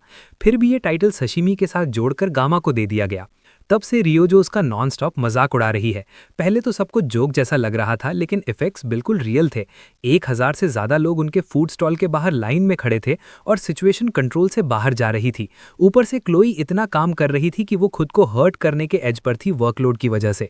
हालत इतनी खराब हो गई थी कि गामा सीरियसली सोच रहा था कि स्वॉर्ड यूज करे भीड़ को कंट्रोल करने के लिए। तभी वो सुशी शेफ जिससे वो पहले मिला था नॉक्स के साथ उनकी शॉप में आ जाता है। गामा बताता है कि अभी बात करना मुश्किल है, लेकिन शेफ कस्टमर बनके नहीं आया था, वो न्यूज़ में इतना अटेंशन देखकर हेल्प करने आया था। नए हाथों की मदद से काम काफ़ी स्मूथ हो जाता है और वर्कलोड धीरे धीरे कम होने लगता है। शाम तक क्राउड डिस्पर्स हो चुकी होती है और सब कुछ शांत हो जाता है। गामा एक क्वाइन जगह पर ब्रेक लेने और स्नैक एंजॉय करने चला जाता है। ये एक्सपीरियंस वो दोबारा नहीं करना चाहेगा, लेकिन मज़ा ज़रूर आया था। थोड़ी देर बाद नॉक्स उसके पास आता है। गामा उसका शुक्रिया अदा करता है हेल्प के लिए। शांति के माहौल में नॉक्स पूछता है कि क्या गामा नेक्स्ट दिन फ्री होगा। अडाटर फैमिली के मास्टर उससे मिलना चाहते हैं। असैसिन फैमिली का हेड जो सबसे महान असैसिन माना जाता है, जो शैडोज में ऑर्डर मेंटेन करता है, उसका नाम है एल्टर अडाटर, old man of the mountain. ऐसे इंसान का खुद मिलना चाहना कोई छोटी बात नहीं थी। गामा अंदाजा लगाता है कि शायद वो उन एल्डर्स के बारे में बात करना चाहते हैं जो उसे असैसिनेट करना चाहते थे। एल्टर ने जरूर माओ रांग के साथ उसकी बैटल देखी होगी और उसने रेल्म ऑफ द माइंड का यूज भी नोटिस किया होगा। नॉक्स के मुताबिक पहली बार है जब ओल्ड मैन ने किसी आउटसाइडर में इंटरेस्ट दिखाया है। इवन 7 स्टार हीरो भी उनके सामने अपीयर होने लायक नहीं होते। नॉक्स जानता है कि गामा भी उनसे मिलना चाहता होगा और वैसे भी उसके पास काफ़ी सवाल हैं और वो गलत नहीं होगा। आज की हेल्प के लिए वो सुशी शेफ और नॉक्स का एहसान भी चुकाना चाहता है, लेकिन थोड़ी देर चुप रहकर सोचने के बाद गामा डिसाइड करता है कि वो नहीं जाएगा। वो बस इतना थक चुका है कि इस सब में पड़ना नहीं चाहता। जाते वक्त वो नॉक्स को बूथ में हेल्प करने के लिए फिर से थैंक यू बोलता है। दूसरी तरफ मीडिया के ऑफिस में नॉक होता है। वो अंदर आने को कहती है। अंदर आती है एक पुरानी स्टूडेंट एलिजाबेथ, जिसे मीडिया ने काफ़ी टाइम से नहीं देखा था। फ्लैशबैक में जब फेस्टिवल शुरू होने से पहले रेस्टोरेंट का थीम डिसाइड हो रहा था, स्पीड वेपन ने 3 मेड आउटफिट्स अरेंज किए थे। क्लोई तो एक्साइटेड थी पहनने के लिए, लेकिन रियो बिल्कुल रेडी नहीं थी कुछ वियर्ड पहनने के लिए। इसलिए स्पीड वेपन ने बैकअप प्लान रखा था, 5 क्रिसमस थीम्ड आउटफिट्स। जैसे ही वो आइडिया कंप्लीट करता, रियो गुस्से में उसे गिरा देती है और डेस्परेट होकर मेड आउटफिट पहनने के लिए मान जाती है। प्रेजेंट में मीडिया अपनी डेस्क छोड़कर पर्सनली एलिजाबेथ को वेलकम करती है। 5 साल हो चुके थे ग्रेजुएशन को और ये उनकी पहली मुलाकात थी, लेकिन फॉर्मेलिटीज की जरूरत नहीं थी। मीडिया जानती थी एलिजाबेथ सिर्फ गामा के बारे में क्यूरियस है। अमेरिकन हीरो सीधा पूछती है, गामा ने रेल्म ऑफ द माइंड कैसे यूज किया। मीडिया हल्का सा टॉपिक डाइवर्ट करती है, जिससे एलिजाबेथ गुस्सा होकर दीवार पर मुक्का मार देती है। चेयरमैन इस डिसरिस्पेक्ट को टॉलरेट नहीं करती और अपनी ऑरा रिलीज करती है। तुरंत ओवरवेलमिंग प्रेशर एलिजाबेथ को चुप कर देता है। हीरो वर्ल्ड में मीडिया का पुराना टाइटल फेमस था, टायरेंट मीडिया, ग्रैंड सेज बनने से पहले। एलिजाबेथ तुरंत बैठ जाती है। मीडिया कामली कहती है कि अगर वो क्यूरियस है तो खुद जाकर पता लगाए। हेड मिस्ट्रेस सब स्टूडेंट्स को इक्वली ट्रीट करती है। एलिजाबेथ उठकर जाने लगती है। मीडिया पूछती है कि वो अकेडमी में कितने दिन रुकेगी। एलिजाबेथ पहले नेक्स्ट दिन नून तक जाने वाली थी, लेकिन मीडिया उसे फेस्टिवल एंजॉय करने के लिए रुकने को कहती है। जाते जाते एलिजाबेथ पूछती है, क्या इक्वल ट्रीटमेंट गामा पर भी अप्लाई होता है। मीडिया जवाब देने ही वाली होती है कि एलिजाबेथ डोर स्लैम करके चली जाती है और सोचती रहती है, आखिर कैंग गामा है कौन। फेस्टिवल के लास्ट दिन सब मैनेजेबल हो जाता है। गामा सजेस्ट करता है कि सिर्फ मॉर्निंग में काम करें और आफ्टरनून फ्री रखें। फ्री टाइम मिलते ही क्लोए गामा से फिर टाइम स्पेंड करने की बात करती है। फेस्टिवल के दौरान उसने सबसे ज्यादा किचन वर्क हैंडल किया था। क्लियरली वो रिवॉर्ड डिजर्व करती थी। गामा पूछता है कि क्या वो बूथ क्लोज होने के बाद साथ टाइम स्पेंड करेगी। क्लोए एक्साइटेडली हाँ बोल देती है। तब गामा पीछे मुड़कर देखता है, रियो उसे घूर रही होती है। उसे समझ नहीं आता क्यों, शायद स्पीड वेपन की वजह से। दिन पीसफुली खत्म होता है। सब लोग रिलैक्स करने चले जाते हैं। सिर्फ रियो अपसेट लग रही होती है और गामा रीजन समझ सकता है। गामा स्कूल कोर्टयार्ड में क्लोए का वेट करने चला जाता है, लेकिन जैसे ही वो रेस्ट करने की कोशिश करता है, यूजुअल तरह उसे चैन नहीं मिलता। तभी उसके पास एक केन की टैपिंग की आवाज आती है। एक बूढ़ा आदमी उससे पूछता है कि क्या वो उसके पास बैठ सकता है। बैठते ही गामा सीधा कहता है, सीधा बताइए, आपका काम क्या है। तभी गामा तुरंत समझ जाता है कि ये बूढ़ा आदमी और कोई नहीं, ऑडिटर हाउस का हेड लॉर्ड एल्टर है। बूढ़ा मुस्कुराता है और गामा की शार्प इंस्टिंक्ट्स की तारीफ करता है, लेकिन असली बात यह थी कि गामा ने उसकी पहचान उसकी केन से की थी। वो केन असल में गेम का एस रैंक केन स्वॉर्ड सिंडिकेट था, एक फेमस आइटम जो असैसिन फैमिली के हेड के लिए परफेक्ट वेपन माना जाता था। अब जब डिस्गाइज हट चुका था, लॉर्ड एल्टर सीधा मुद्दे पर आ गया। उसे लगता है कि गामा ऑलरेडी जानता होगा कि वो क्यों मिलना चाहता है। गामा अज्यूम करता है कि बात उन एल्डर्स की होगी जिन्होंने उसके खिलाफ असैसिनेशन रिक्वेस्ट दिया था, लेकिन लॉर्ड एल्टर को पुराने फैमिली ड्रामा में कोई इंटरेस्ट नहीं था। वो इससे ज्यादा इंपॉर्टेंट चीज के लिए आया था। गामा सोच ही रहा होता है कि इससे ज्यादा इंपॉर्टेंट क्या हो सकता है। तभी बूढ़ा अपनी स्टाफ जमीन पर टैप करता है और तुरंत उनके आसपास एक डोमेन एक्टिवेट हो जाता है। गामा इंस्टेंटली रिएक्ट करता है और अपनी पॉकेट से मुरासामी निकालने के लिए रेडी हो जाता है, लेकिन अचानक डोमेन रुक जाता है और लॉर्ड एल्टर शांत आवाज में पूछता है, तुम्हारा क्लोए के साथ क्या रिलेशन है। इतना सडन टेंशन ड्रॉप गामा को शॉक कर देता है। फिर भी वो कामली जवाब देता है, हम सिर्फ फ्रेंड्स हैं और कुछ नहीं। गेम में लॉर्ड एल्टर सिर्फ एक मिस्टीरियस एंटिटी था, इसलिए थोड़ा डिसअपॉइंटिंग लगता है देखकर कि असैसिन फैमिली का हेड इतना परवर्टेड ओल्ड मैन जैसा बिहेव कर रहा है। लेकिन एक बात क्लियर थी, वो बिल्कुल ऑर्डिनरी नहीं था। जवाब मिलने के बाद लॉर्ड एल्टर उठकर जाने लगता है, लेकिन जाने से पहले वो गामा को वॉर्न करता है, क्लोए का एक फ्रेंड की तरह ख्याल रखना।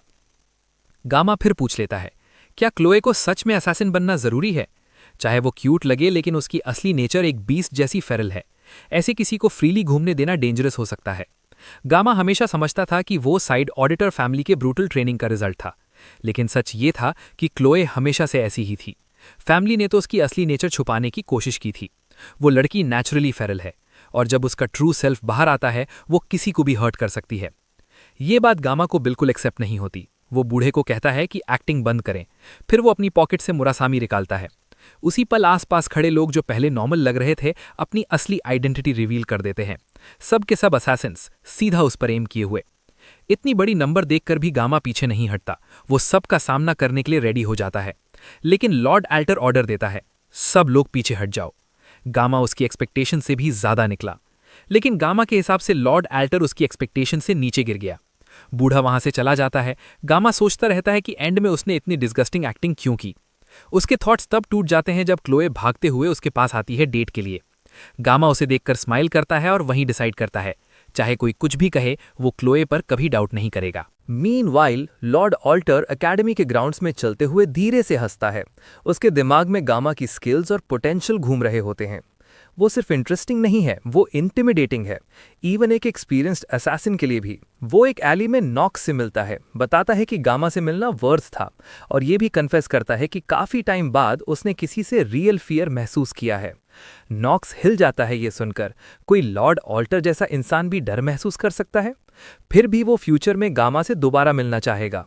उधर गामा और क्लोई अपनी डेट कंटिन्यू करते हैं। गामा कॉन्शियसली डिसाइड करता है कि ऑडिटर पेट्रियार्क की मीटिंग का जिक्र नहीं करेगा। फेस्टिवल स्केड्यूल के हिसाब से शाम को परेड है और सनसेट के बाद फायरवर्क्स। तब तक दोनों अकेडमी में घूमते हुए टाइम स्पेंड करते हैं। शाम तक गामा थक जाता है। क्लोई नोटिस करती है और पूछती है, क्या तुम मेरे वजह से थक गए हो।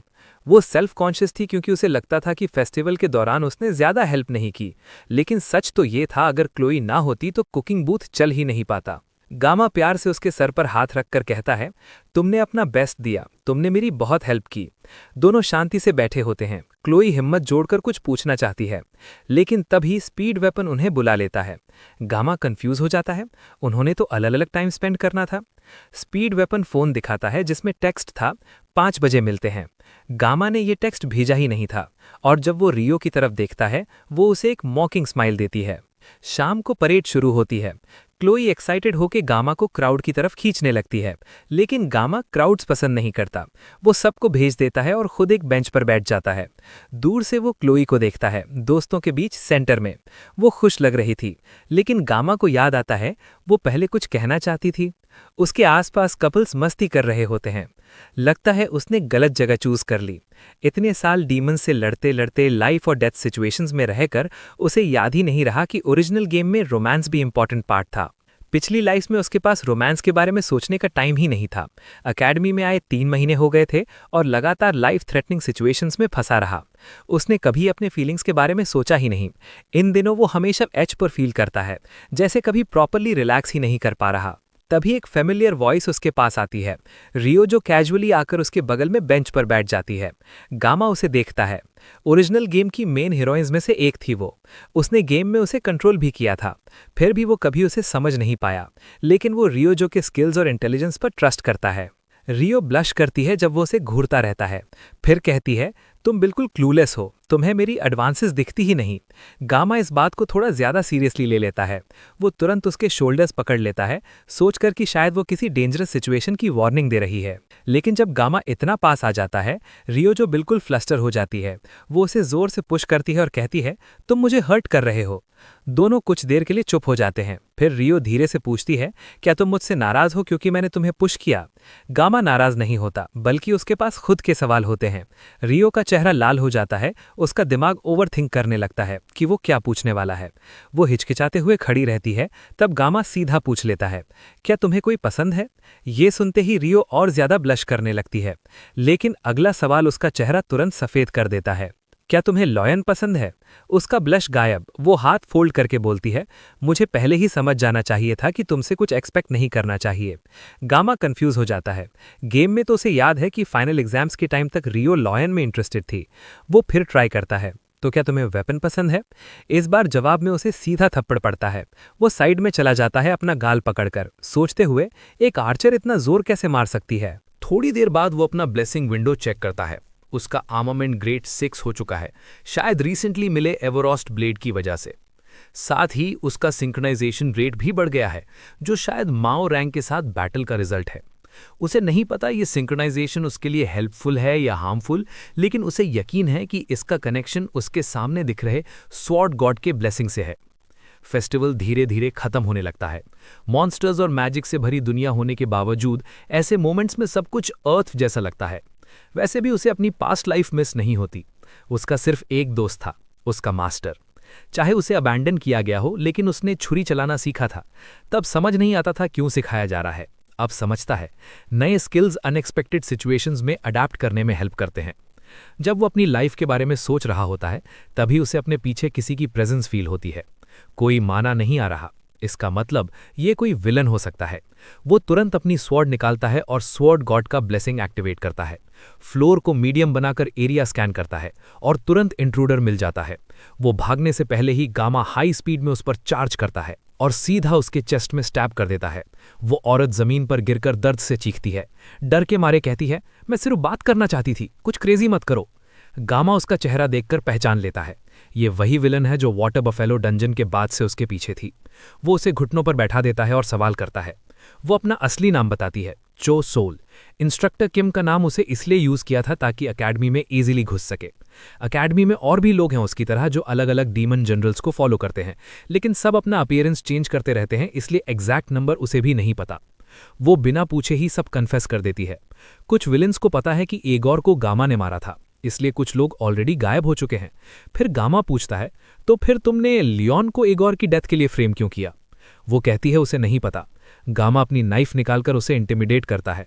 वो तुरंत अपना सर जमीन पर मारकर दिखाती है कि वो झूठ नहीं बोल रही। उनके ग्रुप में एक प्रोफेसर है जो सारे प्लान्स बनाता है। वो लो रैंक विलन है, इसलिए असली प्लान उसे नहीं पता।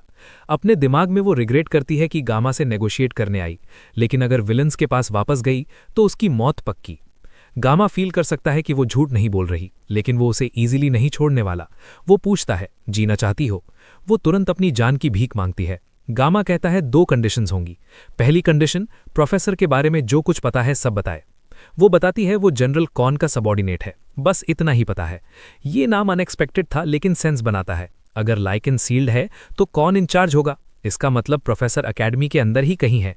और बाकी विलन्स को प्रोफेसर के बारे में पता नहीं, इसलिए उनकी नज़र में उसकी इमेज सबसे बुरी है, क्योंकि वो अकेडमी में सिंपल प्रोफेसर बन के रहता है। जो सोल अब वीक हो चुकी है, उसके पास माना बहुत कम बचा है, मतलब वो अब थ्रेट नहीं। दूसरी कंडीशन, वो जेम्स दे जो उसे एगोर से माना रिसीव करने देते थे। वो झूठ बोलने की कोशिश करती, उससे पहले ही गामा खुद उसके अंदर से स्टोन निकाल लेता है। ये pair of stones demon general के साथ कॉन्ट्रैक्ट बनाने के लिए यूज होते हैं। एक जनरल के पास होता है माना देने के लिए और एक विलन के पास माना रिसीव करने के लिए। सील में विलन की लाइफ फोर्स भी होती है, मतलब ये लीश जैसा काम करता है। अब जब गामा के पास वो सील है तो उसके पास उसकी जान का कंट्रोल है।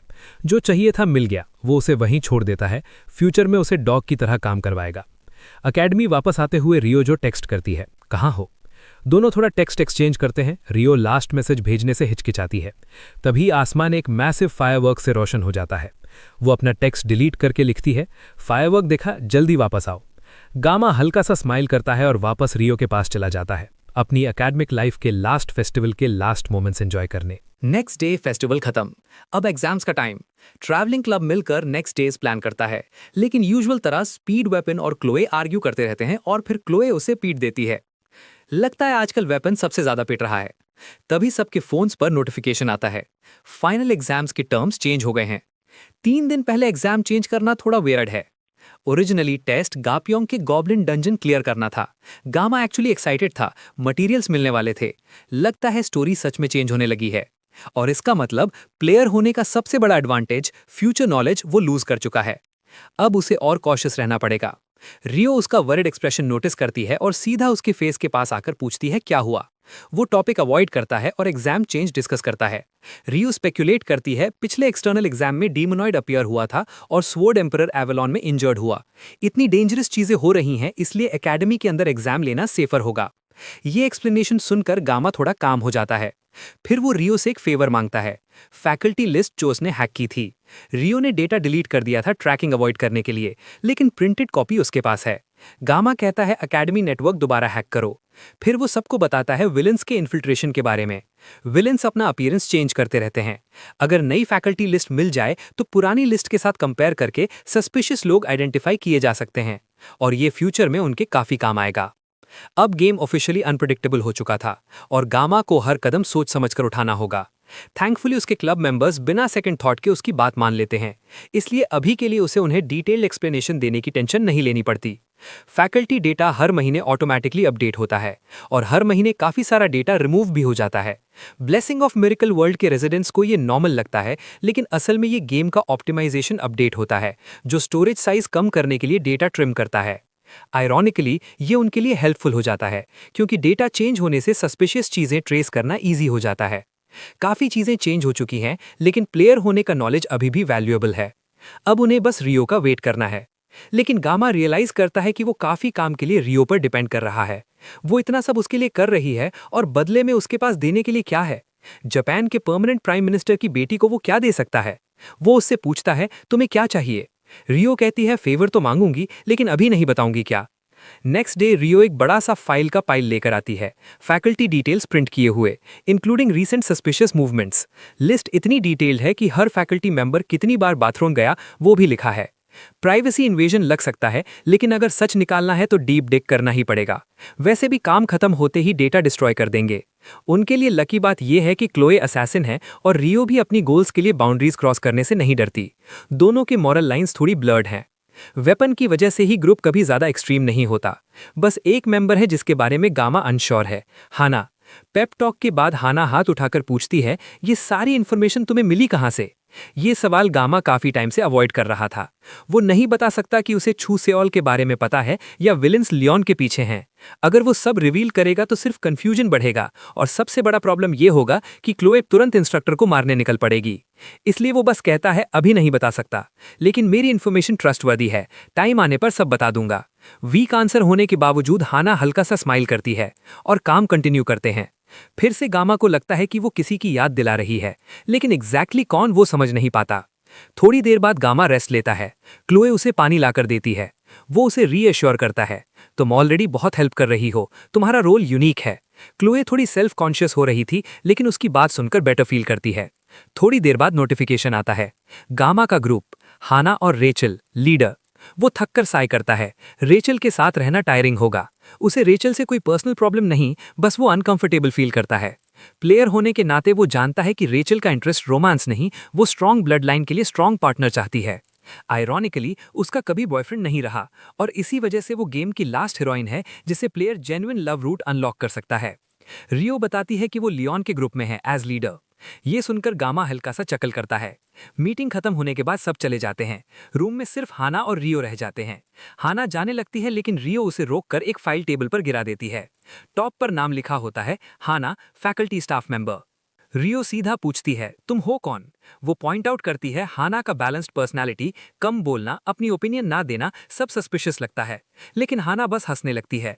फिर वो पेपर दिखाकर बताती है जिस हाना का नाम लिस्ट में है वो अमेरिका वर्क ट्रिप पर है और डेटा एडिट होना इम्पॉसिबल है क्योंकि सिस्टम ऑटोमेटिकली सब स्पेस से अपडेट होता है। प्रिंसिपल मीडिया के अलावा कोई चेंज नहीं कर सकता। रियो का दिमाग एक सेकंड के लिए रेस करता है, क्या प्रिंसिपल भी इन्वॉल्व हो सकती हैं? तब हाना कामली बोलती है, कोरिया में सेम नाम होना कॉमन है, तुम्हारा डाउट फेयर है। जाने से पहले वो एक एडवाइस देती है, अगर गामा जैसे डल इंसान का दिल जीतना है तो थोड़ा डायरेक्ट होना पड़ेगा। रियो का चेहरा तुरंत लाल। वैन शो के असली स्टार के पास वापस चलते हैं। सुबह के काफी जल्दी का टाइम है और गामा बेड पर लेटा हुआ एग्जाम में अचानक आए चेंज के बारे में सोच रहा है। उसे एग्जाम के चेंज से कोई प्रॉब्लम नहीं है, लेकिन उसे ये समझ नहीं आ रहा कि उसकी टीम के लीडर रेचल ही क्यों बनी। उससे रेचल से कोई पर्सनल प्रॉब्लम नहीं है, बस एक बात है जो उसे काफी अनकंफर्टेबल बनाती है। प्लेयर होने की वजह से गामा जानता है कि रेचल उसके पास जो आती है वो किसी लव या रोमांस की वजह से नहीं, बल्कि इसलिए क्योंकि वो अपनी ब्लड लाइन के लिए स्ट्रॉन्ग जीन्स चाहती है। आयरॉनिकली रेचल का कभी कोई बॉयफ्रेंड भी नहीं रहा, इसलिए उसकी पर्सनैलिटी में थोड़ा गैप भी है। शायद इसी वजह से गेम में वो लास्ट हीरोइन है जिसके साथ प्लेयर को ट्रू लव एंडिंग मिल सकती है। गामा अभी अपने थॉट्स में ही था कि उसका फोन वाइब्रेट करता है। कॉल रियो का था। वो फोन उठाता है और सोचता है शायद कोई डिस्टर्बेंस हुआ होगा या रियो को कुछ अजीब मिला होगा। लेकिन रियो थोड़ी उदास आवाज में पूछती है कि क्या उसे लगता है कि वो सिर्फ इसी वजह से कॉल करती है। सच कहें तो गामा थोड़ा डेंस है, लेकिन सुबह 5 बजे कॉल आना वैसे भी थोड़ा अजीब लगता है, इसीलिए वो समझता है कि कोई इंपॉर्टेंट बात होगी।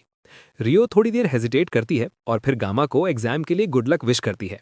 गामा भी उसे सेम विश करता है। फिर एक और छोटी सी ऑकवर्ड साइलेंस के बाद रियो उसका शुक्रिया अदा करती है और कॉल कट कर देती है। पूरा कॉन्वर्जेशन गामा को काफी कंफ्यूज कर देता है, लेकिन अब सोचने का टाइम नहीं है। सूरज उगने लगा था, इसलिए उसे स्कूल के लिए रेडी होना था। एग्जाम एक ऐसी बिल्डिंग में होने वाला है जो बाहर से एक नॉर्मल स्कूल बिल्डिंग जैसी लगती है, लेकिन जो लोग उस जगह को जानते हैं उन्हें पता है कि वहां का एटमॉस्फेयर बिल्कुल अलग है।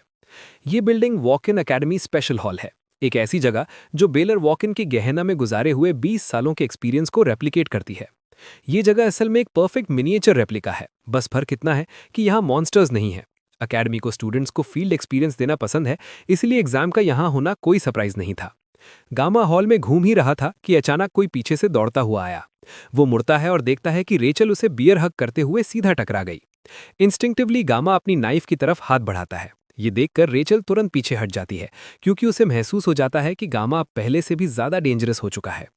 तभी हाना भी वहां आ जाती है जब थोड़ा शोर शांत होता है। उसके हाथ में बी रैंक आर्मामेंट क्रोबार था।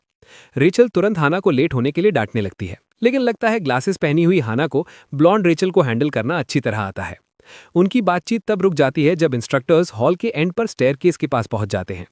सबका अटेंशन लेने के बाद वो स्पेशल एग्जाम के रूल्स अनाउंस करते हैं। एग्जाम एक टीम वर्सेस टीम इवेंट होगा। हर टीम को गेट के अंदर जाकर एक चेक पॉइंट तक 1 घंटे के अंदर पहुंचना होगा। सुनने में ये एक सिंपल रेस जैसा लगता है, जो फाइनल एग्जाम के लिए थोड़ा अनयूजुअल था। गेट के अंदर जो एनवायरनमेंट मिलेगा वो डिमोनिक रेल्म का रेप्लिका होगा, वही जगह जहां बेलर वॉकिन ने एक्सपीरियंस किया था।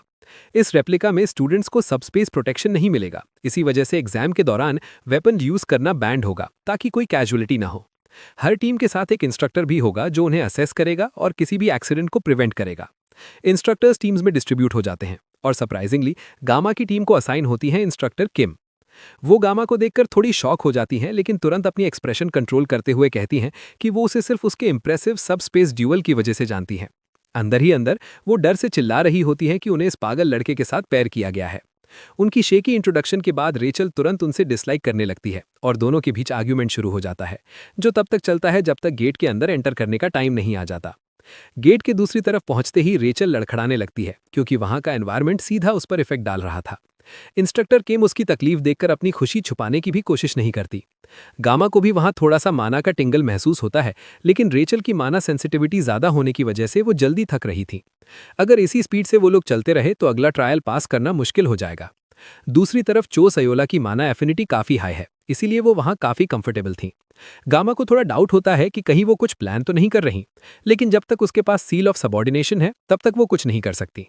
पीछे हाना भी थोड़ी कमजोर लग रही थी, शायद इसलिए क्योंकि उनकी माना एफिनिटी भी ज्यादा स्ट्रांग नहीं है। एरिया में एंटर किए हुए 25 मिनट हो चुके थे और उनके पास अब सिर्फ 35 मिनट बचे थे। गामा के पास अगर उसकी नाइफ होती तो वो माना को फील करके डायरेक्शन समझ सकता था, लेकिन बिना वेपन के उसे कोई और तरीका सोचना था। तब उसका ध्यान चो सयोला पर जाता है। वो माना डिटेक्ट करने के लिए बिल्कुल परफेक्ट थी। जैसे ही गामा उसे माना ट्रैक करने के लिए कहता है, वो सच में एक स्निफिंग डॉग की तरह माना ढूंढने लगती है। गामा ने मजाक में उसे माना डिटेक्शन डॉग कहा था, लेकिन अब देखकर लग रहा था कि वो वैसे ही बिहेव कर रही है।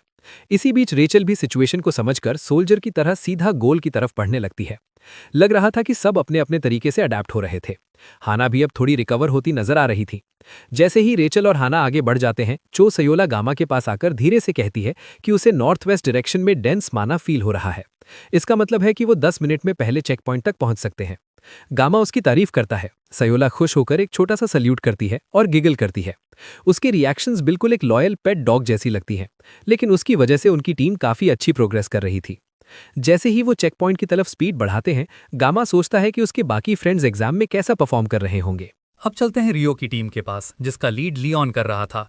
उन्हें चलते हुए लगभग 32 मिनट्स हो चुके थे और अभी के लिए वो लोग रेस में सबसे आगे चल रहे थे। लियोन को महसूस हो रहा था कि वो लोग पहले चेक पॉइंट के काफी करीब पहुंच चुके हैं। तभी उसकी टीम की एक मेंबर लड़खड़ाने लगती है और उससे कहती है कि थोड़ा सा रेस्ट चाहिए। रियो पहले उसे मोटिवेट करने की कोशिश करती है कि बस थोड़ा सा और पुश करो, लेकिन क्लियरली वो स्ट्रेंज माना उस पर इफेक्ट कर चुका था और वो जोर जोर से खांसने लगती है। ये देखकर ब्लू हेड आर्चर लियोन से कहती है कि थोड़ी देर रुक जाओ क्योंकि उनकी सीनियर की हालत खराब हो रही है। लेकिन लियोन का रुकने का कोई इंटेंशन नहीं था।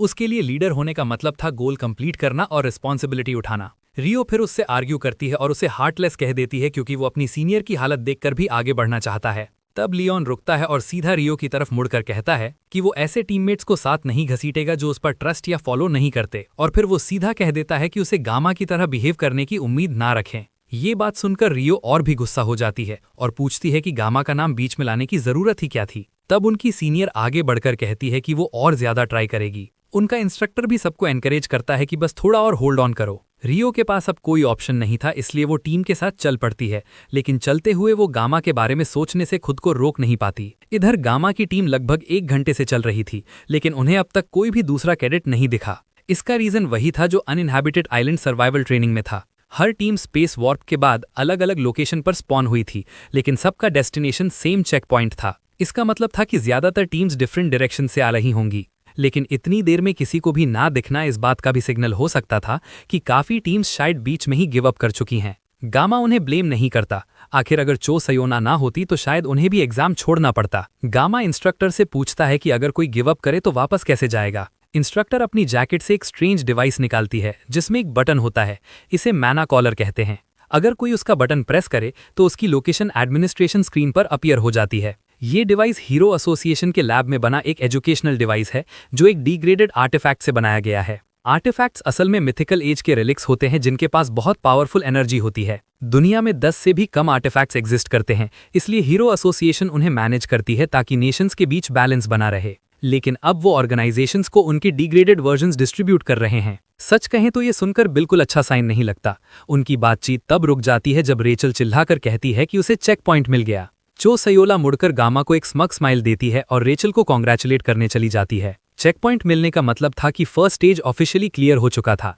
अब उन्हें सेकंड स्टेज के लिए एक ऑमिनस डोर खोलना था। चो सयोला को भी नहीं पता था कि उस डोर के पीछे क्या है, लेकिन डोर से निकलने वाली मैना इतनी पावरफुल थी कि स्पेस को वॉर्प कर रही थी। जितना भी स्कैरी लगे, नेक्स्ट स्टेज तब तक स्टार्ट नहीं होगा जब तक वो डोर के अंदर एंटर ना करें। रेचल बिना सोचे डोर खोलकर अंदर घुस जाती है, लेकिन रूम के बजाय उसके सामने सीधा एक ह्यूज क्लिफ ड्रॉप था। अगर हाना उसे कॉलर से पकड़कर पीछे ना खींचती तो रेचल सीधा नीचे गिर जाती। बचने के बाद रेचल तुरंत इंस्ट्रक्टर पर गुस्सा करने लगती है कि उन्होंने वार्निंग क्यों नहीं दी। इस बीच लियोन की टीम ऑलरेडी सेकंड स्टेज में पहुंच चुकी थी। वो लोग एक मर्की आर्टिफिशियल स्वॉम्प से गुजरते हुए आगे बढ़ रहे थे, जहां हर जगह गंदा पानी था। टीम के मेंबर्स सोच रहे थे कि शायद लियोन का फियरलेस एटीट्यूड इसलिए है क्योंकि वो पहले भी कुछ ऐसा एक्सपीरियंस कर चुका है, लेकिन इंस्ट्रक्टर समझ चुकी थी कि लियोन के पास मैना सेंस करने की एबिलिटी है। वापस फर्स्ट स्टेज में 2 स्टूडेंट्स चेक पॉइंट तक पहुंचते ही लगभग बेहोश होने वाले थे। वो अपनी लीडर एबल से माफी मांगते हैं। एबल डोर को देखती है और थोड़ी देर सोचने के बाद अपनी फिस्ट क्लेंच कर देती है।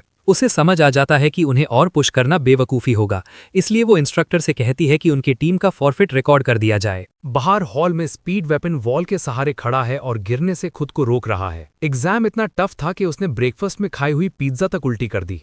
क्लोए भी वहां आ जाती है क्योंकि वो भी एग्जाम लूज कर चुकी है। उसकी टीम टाइम आउट हो गई थी, जबकि स्पीड वेपन की टीम घूमती ही रह गई और एलिमिनेट हो गई। अभी भी गामा और रियो एग्जाम के अंदर थे और सबको गामा की चिंता नहीं बल्कि रियो की ज्यादा चिंता थी, स्पेशली इस बात की कि उसका लियोन के साथ इंटरैक्शन कैसा होगा। टॉपिक चेंज करते हुए स्पीड वेपन क्लोए को विलन हंटिंग पर चलने को बोलता है। सेकंड स्टेज में गामा अपनी टीम को केयरफुली रॉकी टेरेन से लीड कर रहा था। रेचल मौका देखकर गामा की बैक पर जंप कर जाती है, लेकिन उसकी हॉस्टिलिटी देखकर तुरंत उतर जाती है। आगे एक बड़ी रवीन के उस पार चेक पॉइंट क्लियरली दिख रहा था, लेकिन बिना सोचे समझे चार्ज करना डेंजरस था क्योंकि उनके पास सबस्पेस प्रोटेक्शन नहीं थी। गामा की नजर फिर से अपने माना स्निफिंग डॉग पर जाती है। उसने उससे पहले भी यूज किया था, तो एक बार और सही। वो उससे ऑर्डर देता है कि ब्रिज पर सबसे पहले वो क्रॉस करे। टेक्निकली ये चीटिंग था, लेकिन कोई मॉनिटरिंग नहीं कर रहा था। वो मना करती है और कहती है कि एग्जाम में इंटरफियर नहीं कर सकती, लेकिन बाकी सब गामा के डिसीजन से अग्री करते हैं। गामा आगे बढ़ता है और फर्म वॉइस में उसे ऑर्डर देता है ब्रिज क्रॉस करने का, और प्रॉमिस करता है कि अगर वो करेगी तो वो उसकी एक विश पूरी करेगा, बस सबऑर्डिनेशन सील हटाने के अलावा। ये सुनकर वो हिम्मत जुटाती है और ब्रिज क्रॉस करना स्टार्ट करती है। थोड़ी दूर जाकर वो डर के मारे गिर जाती है और कहती है कि वो आगे नहीं जा सकती। उस वक्त वो इंस्ट्रक्टर से ज्यादा एक बच्ची जैसी लग रही थी, लेकिन उसकी वजह से सब सेफली ब्रिज क्रॉस कर पाते हैं। गामा उसे गुड जॉब कहकर कॉन्ग्रेचुलेट करता है और उस पर इसका गहरा असर पड़ता है। वो ऑलमोस्ट रो पड़ती है, फिर खुद को संभाल कर आगे बढ़ती है। रेचल हंसकर उसके पीछे चल पड़ती है, जबकि हाना और गामा उन्हें देखते रहते हैं। हाना कहती है कि उनकी केमिस्ट्री अच्छी है, शायद इसलिए क्योंकि गामा एक सिंफुल मैन है, लेकिन गामा को समझ ही नहीं आता इसका मतलब क्या है। दूसरी तरफ टावर ऑफ ओडील के थर्ड गेट में लियोन की टीम ऑलमोस्ट टॉप पर पहुंच चुकी थी। रियो जो भी अब थकने लगी थी। उसे समझ नहीं आ रहा था कि लियोन को इतना पुश करने की क्या जरूरत है, क्योंकि कोई और स्टूडेंट उन्हें मिला ही नहीं था। तभी उनकी सीनियर कंप्लीटली कोलैप्स कर जाती है। रियो फिर से लियोन को स्लो होने को कहती है। इस बार लियोन का जवाब और भी ठंडा और हार्श होता है। वो रियो को ही ब्लेम करता है कि वो उसके पेस के साथ नहीं चल पा रही। सब लोग शॉक्ड हो जाते हैं, इंक्लूडिंग इंस्ट्रक्टर। लियोन को अपनी गलती का एहसास होता है और वो रियो से माफी मांगता है। फिर डिसाइड करता है कि वो 5th फ्लोर चेक करेगा और बाकी लोग थोड़ा रेस्ट करके आएंगे। तब उनकी सीनियर रोना शुरू कर देती है कि वो अब और नहीं चल सकती। तब रियो झुककर अपनी बैक ऑफर करती है ताकि सीनियर उस पर बैठ सके। सच कहे तो रियो भी अच्छी कंडीशन में नहीं थी, लेकिन उसे लगता है कि शायद वो पहले से काफी चेंज हो चुकी है। अचानक दोनों लड़कियों की नजर आगे किसी चीज पर पड़ती है। उसी वक्त गामा भी कुछ फील करता है और टावर की तरफ देखने लगता है। रेचल उसे थोड़ा मॉक करती है कि वो डर गया है। गामा उसे इग्नोर कर देता है, लेकिन उसे पता चल चुका था कि कुछ गलत हुआ है। 4th फ्लोर पर लियोन की टीम की 2 लड़कियां जमीन पर गिर चुकी थीं। उनके ऊपर कोई खड़ा था, हाथ में ब्लड ड्रेंच्ड स्वॉर्ड। रियो दर्द में लिपटी हुई थी, उसकी कॉन्शियसनेस धीरे धीरे फेड हो रही थी। उसके आसपास खून फैल रहा था और बेहोश होने से पहले उसके दिमाग में जो आखिरी नाम आया वो था गामा। सीन अब गामा के ग्रुप पर शिफ्ट होता है। रेचल टावर के अंदर का इंटीरियर देखकर हैरान हो रही होती है, जबकि गामा गहरी सोच में खोया हुआ होता है। उसे लग रहा होता है कि कुछ तो गलत है। फिर वो सोचता है शायद वो ज़्यादा ही सेंसिटिव हो रहा है और उस फीलिंग को इग्नोर कर देता है। सियोला बोलती है कि वो फिर से लीड करेगी और हाना उसे चीयर करती है। रेचल नोटिस करती है कि कैंग धीरे चल रहा है, तो वो मजाक में पूछती है कि क्या उसे स्टेयर्स चढ़ने में प्रॉब्लम हो रही है। कैंग मना कर देता है, लेकिन वो इम्प्रेस्ड होता है कि टावर का structure almost perfectly magic tower को रेप्लिकेट करता है। उसे लगता है कि वॉक इन कोई आम इंसान बिल्कुल नहीं था। तभी गामा को जमीन पर फुटप्रिंट्स दिखते हैं। रेचल उन्हें इग्नोर कर देती है और कंप्लेन करती है कि वो ऑलरेडी थक चुकी है। गामा सोचता है कि पूरे एग्जाम में उन्होंने किसी को नहीं देखा, लेकिन क्लियरली कोई टीम उनसे आगे है। अचानक गामा का पांव खून पर पड़ता है। वो तुरंत रुक जाता है और अपना पांव उठाकर देखता है। उसे समझ आता है कि ये खून है। वो सोचता है कि क्या ये खून ऊपर से टपका है। तभी उसे ऊपर से क्रैश की आवाज़ सुनाई देती है। गामा बिना एक सेकंड वेस्ट किए सीढ़ियों पर दौड़ पड़ता है। सियोला घबराकर बाकी सबको वहीं रुकने को बोलती है और खुद गामा के पीछे दौड़ती है। इसी बीच साकी के दिमाग में पुरानी यादें फ्लैश होने लगती हैं और वो कन्फ्यूजन में आंखें खोलती है। वो अपना कांप रहा हाथ उठाती है और सोचती है कि अभी क्या हुआ। फिर उसे सब याद आ जाता है। वो ब्लेड के टिप को छूती है और समझ जाती है कि उस पर पॉइजन लगा हुआ है। इस रेट पर तो वो मर जाएगी। तभी वो देखती है कि लियोन और इंस्ट्रक्टर पॉल के बीच फाइट हो रही है।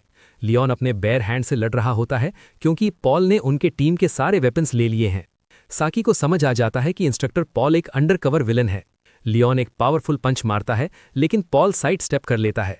सिर्फ उसके पंच की पावर से ही रास्ता क्रम्बल हो जाता है। पॉल उसकी ताकत देखकर इंप्रेस हो जाता है। तभी लियोन अचानक उसके पीछे अपीयर हो जाता है और फाइनल ब्लो देने के लिए तैयार हो जाता है। लेकिन उसी मोमेंट किसी ने पीछे से उसके एब्डोमेन को छेद दिया और ठंडी आवाज में बोला, तुम काफी अंडरवेलमिंग हो। अपनी साइड पकड़कर लियोन दर्द से चीखने लगता है। उसे सीनियर एरियल ने बिट्रे किया होता है। एरियल ठंडी आवाज में बोलती है कि चाहे वो हीरो कैंडिडेट हो, लेकिन आखिर में वो सिर्फ एक इंसान ही है। जैसे ही लियोन घुटनों पर गिरता है, एरियल कहती है कि पॉल अभी भी पर्म की पावर को ठीक से हैंडल नहीं कर पा रहा। पॉल माफी मांगता है और एरियल कहती है कि कोई बात नहीं। फिर वो पूछती है कि क्या लियोन सच में हीरो है। उसे लगता है कि वो लॉर्ड पर्च को होल्ड करने के लिए काफी नहीं है। वो शक करती है कि क्या लॉर्ड एगोर को सच में उसने मारा था या प्रोफेसर झूठ बोल रहा है। पॉल अपने हाथ फोल्ड करके कहता है कि लियोन ने इतनी देर तक बिना वेपन्स के सर्वाइव किया है, वो भी ऐसी जगह में जो डेमोनिक रेल्म जैसी है। और जब लॉर्ड एगोर से लड़ाई हुई थी तब स्वॉर्ड एम्परर भी वहां था, इसलिए इन्फॉर्मेशन गलत नहीं हो सकती। ये सुनकर एरियल कहती है शायद उसकी एक्सपेक्टेशन ज्यादा हाई थी, लेकिन अभी के लिए लियोन से बेटर कोई ऑप्शन भी नहीं है। अगर लॉर्ड पर्च लियोन के बॉडी में एडजस्ट हो गया तो सब ठीक हो जाएगा। पॉल कहता है कि रिजल्ट सैटिस्फैक्ट्री होंगे। एरियल कहती है कि वो उम्मीद करती है ऐसा ही हो, क्योंकि लॉर्ड एगोर के मरने के बाद उन्होंने इन सब को अपने अंदर लिया है। तभी साकी अपने कांपते हुए बॉडी को मूव करने की कोशिश करती है। एरियल उसे देखकर कहती है, तुम जाग गई हो साकी रियो। साकी कमजोर नजरों से उसे देखती है और अंदर ही अंदर सोचती है, शायद मैं ऐसे ही मरने वाली हूं। अपने आखिरी पलों में वो अपनी लाइफ को याद करती है। उसकी जिंदगी हमेशा से खाली थी। रूस का वही बोरिंग रूटीन, घर का उदास माहौल, जिंदगी में कोई एक्साइटमेंट नहीं। वो अकेडमी हीरो बनने के लिए नहीं आई थी, उसे बस मरने का एक एक्सक्यूज चाहिए था। एरियल उसके पास आती है और मुस्कुराते हुए कहती है, मेरी एक्टिंग कैसी थी? मुझे डर था कि रास्ते में पकड़ी ना जाऊं, लेकिन तुमने खुद ही इतनी ट्रबल क्रिएट कर दी। इससे सब कुछ बहुत आसान हो गया। थैंक्स साकी। साकी कमजोर आवाज में पूछती है, क्यों? एरियल हंसती है और कहती है, रीजन सिंपल है। वो उसके पास घुटनों पर बैठती है और कहती है, मैं तुमसे डिसअपॉइंटेड हूं। एरियल ब्लेड को पकड़कर कहती है कि वो दोनों बहुत सिमिलर हैं। वो थकी हुई आंखें, वो चेहरा जो लगता है जैसे जिंदगी से थक चुका हो। एरियल कहती है कि उसे लगता था साकी उन लोगों जैसी है। एक्चुअली उसने प्लान किया था कि सब सेटल होने के बाद वो साकी को लॉर्ड पर्च के पास ले जाएगी। फिर वो ब्लेड को घुमाती है जो अभी भी साकी के चेस्ट में घुसा होता है। साकी दर्द से चीख उठती है और एरियल पागल सी एक्सप्रेशन के साथ कहती है, लेकिन देखो, तुमने मुझे कैरी करना चाहा, क्या हुआ? तुम्हें इंसानों के लिए प्यार जग गया? फिर वो ठंडी आवाज में कहती है, आखिर में तुम भी एक सिंपल इंसान ही निकली। मैं सच में तुमसे डिसअपॉइंटेड हूं साकी। इंस्ट्रक्टर पॉल भी उसकी ब्रुटैलिटी देखकर अनईजी हो जाता है। आखिर में एरियल टॉर्चर खत्म कर देती है और सार्कास्टिक टोन में कहती है, वैसे भी तुम्हारे पास और एक्सप्लेनेशन सुनने का टाइम नहीं है। इतनी देर बात कर ली तो तुम अपनी डेथ में लोनली फील नहीं करोगी, राइट? फिर वो हाथ हिलाकर साकी को गुड बाय बोलकर चल देती है। साकी अकेली अपने खून के पूल में पड़ी होती है। उसकी आंखों से आंसू बहने लगते हैं। अंदर ही अंदर वो रोते हुए कहती है कि वो मरना नहीं चाहती। उसे गामा के साथ बिताए हुए सारे पल याद आते हैं। जब उसे फाइनली जीने की वजह मिली तब वो मरना नहीं चाहती। उसे पता है कि इस क्रूअल दुनिया में कोई गॉड नहीं है, लेकिन जैसे ही उसके आंसू खून पर गिरते हैं वो अंदर ही अंदर गामा का नाम लेती है। तभी उसे एक रोशनी दिखाई देती है, जैसे उसका खुद का गॉड गामा उसकी पुकार सुनकर आ गया हो। वो कमजोर हाथ आगे बढ़ाती है उसे बचाने की भीख मांगते हुए, और वहां गामा खड़ा होता है। उसकी प्यूपिल्स बिल्कुल नहीं हिलती, वो जम चुकी होती हैं। वो खामोशी जो तब आती है जब एक इंसान एक पल के लिए इंसान रहना बंद कर देता है। ना आंसू, ना गुस्सा, सिर्फ एक ऐसी खामोशी जो डरावनी लगती है। एरियल गामा को देखकर कहती है, लगता है हमें मेहमान मिल गया। इसी वक्त सियोला भी वहां पहुंच जाती है, लेकिन जैसे ही वो लियोन और साकी को मौत के किनारे देखती है वो शौक में जम जाती है। एरियल उसे देखकर कहती है, काफी टाइम हो गया सियोला, हम मिले नहीं। कांपती हुई आवाज में सियोला बस एक नाम बोल पाती है, एरियल। एरियल सियोला से पूछती है कि वो कैसी है। फिर वो अपना मॉन्स्ट्रस आर्म दिखाते हुए कहती है, लॉर्ड परेश के साथ कॉन्ट्रैक्ट करना चाहोगी? जब लॉर्ड आइगोर मर गई थी तब हमने साइड चेंज कर ली थी। मुझे पता है तुम जैसे ट्रेटर्स को एक नया मास्टर चाहिए होता है, और वैसे भी तुम्हारी माना भी खत्म हो रही है, राइट? उसकी बात सुनकर सियोला अंदर ही अंदर उसे कर्ज करती है, क्योंकि असल में एरियल ही थी जो आइगोर के मरते ही सबसे पहले साइड चेंज करके भाग गई थी। एरियल लियोन के सर पर पैर रख देती है और गामा की तरफ देखते हुए कहती है, ओह, और तुम सशीमी सेंट या जो भी हो वहीं रख जाओ। ये इम्प्रेसिव है कि तुमने आयरन लेग को हरा दिया, लेकिन अभी तुम सिचुएशन समझ रहे हो ना? फिर एरियल लियोन का सर जोर से जमीन पर दे मारती है। स्मर्क करते हुए वो गामा से कहती है कि हीरो कैंडिडेट की भी ये हालत हो गई है, एक बिना वेपन के इंसान क्या ही कर लेगा। फिर वो सियोला की तरफ मुड़कर कहती है कि पुराने दिनों की वजह से वो उससे एक ऑफर दे रही है। वो बोलती है कि सियोला खुद गामा को मार दे तो वो तुरंत लॉर्ड पैर को इन्फॉर्म कर देगी। एरियल उसे याद दिलाती है कि उसके स्पेशल बैग में वेपन्स हैं। सियोला डायलेमा में फंस जाती है। तभी उसे गामा का खुला हुआ हाथ दिखाई देता है। उसे समझ आता है कि गामा चाहता है वो उसे वेपन दे दे। एरियल उसकी हेजिटेशन नोटिस करती है और क्यूरियस हो जाती है। सियोला अपनी लाइफ के बारे में सोचने लगती है, डीमंस के साथ गुजारे हुए दिन और वो मोमेंट जब उसने गामा के सामने सरेंडर किया था। हीरो कैडेट और साकी दोनों ऑलरेडी गिर चुके हैं। उसे वो प्रोफेसर भी याद आता है जो विलन्स के चार्ज में था। आखिरकार वो अपना डिसीजन ले लेती है। वो स्पेशल बैग खोलती है और सशीमी नाइफ निकालती है। गामा का नाम चिल्लाते हुए वो नाइफ ऊपर उठाती है। एरियल सोचती है कि सियोला अब भी पहले जैसी ही है, लेकिन अगले ही पल वो कंफ्यूज हो जाती है। सियोला घुटनों पर बैठ जाती है, सिर हल्का सा झुकाकर, दोनों हाथों से वेपन को ऊपर पकड़कर, एक फॉर्मल ऑलमोस्ट रिचुअलिस्टिक जेस्चर में, जैसे वो सबमिशन दिखा रही हो। उसकी आंखें बंद हैं और एक्सप्रेशन काम लेकिन डिटर्मिन्ड है, जैसे उसने एक पक्का फैसला कर लिया हो, गामा को अपना नया मास्टर मानकर उसकी सर्विस करने का वाव। एरियल गुस्से से फट पड़ती है और उसे पागल कहकर चिल्लाती है। गामा की उंगलियां पहले धीरे से हिल्ट के आसपास मंडराती हैं, फिर उसकी ग्रिप टाइट हो जाती है। स्वॉर्ड गॉड का ब्लेसिंग एक्टिवेट हो जाता है और उसकी ऑरा फ्लेयर अप हो जाती है। उसकी नज़र अब मर्डरस हो चुकी होती है। पॉल तुरंत गामा पर पत्थरों का बराज लॉन्च करता है और कहता है कि वो उसे हैंडल करेगा। एरियल कॉन्फिडेंस स्मर्क के साथ कहती है कि सियोला को गलती से भी मत मारना। प्रोजेक्टाइल्स टकराते ही स्मोक उठने लगता है। अचानक एक ब्लू लाइट का स्ट्रीक फ्लैश होता है। गामा की स्वॉर्ड स्मोक को ऐसे चीर देती है जैसे कुछ हो ही नहीं और उसके बॉडी पर एक स्क्रैच तक नहीं होता।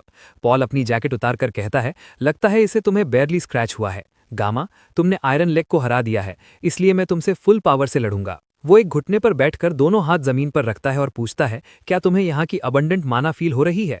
वो एक्साइटेड होकर कहता है कि ये मैक्सिमम मैजिक अनलीश करने के लिए परफेक्ट एनवायरनमेंट है।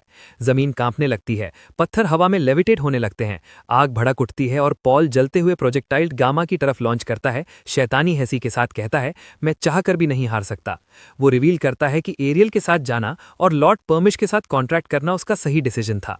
फ्लेमिंग प्रोजेक्टाइल्स टकराकर बॉम्ब की तरह एक्सप्लोड होते हैं। जलते हुए डेब्री सियोला की तरफ उठते हैं। वो मुश्किल से बचती है और समझ जाती है कि वो 2 एट्रीब्यूट्स यूज कर रहा है क्योंकि उसने नया कॉन्ट्रैक्ट फॉर्ज किया है। एक पल के लिए उसे डाउट होता है कि शायद गामा हार सकता है। पॉल वाइट ग्रिन के साथ लगातार प्रोजेक्टाइल्स लॉन्च करता रहता है और सार्कास्टिकली चिल्लाता है, कहाँ गए गामा? लॉर्ड आइगोल और लॉर्ड पर्श की पावर देखकर डर लग रहा है क्या? तुम जैसे एक सिंपल ह्यूमन को पता होना चाहिए था कि कौन सी लाइन क्रॉस नहीं करनी चाहिए। अपनी औकात नहीं पता तो यही होता है। लेकिन उसके सेंटेंस खत्म होने से पहले ही एक स्लैश उसके साइड को काट देता है। कंफ्यूज्ड होकर वो मुड़ता है। गामा कहीं नजर नहीं आता, सिर्फ सियोला है जो जलते डेब्री के बीच खड़ी है।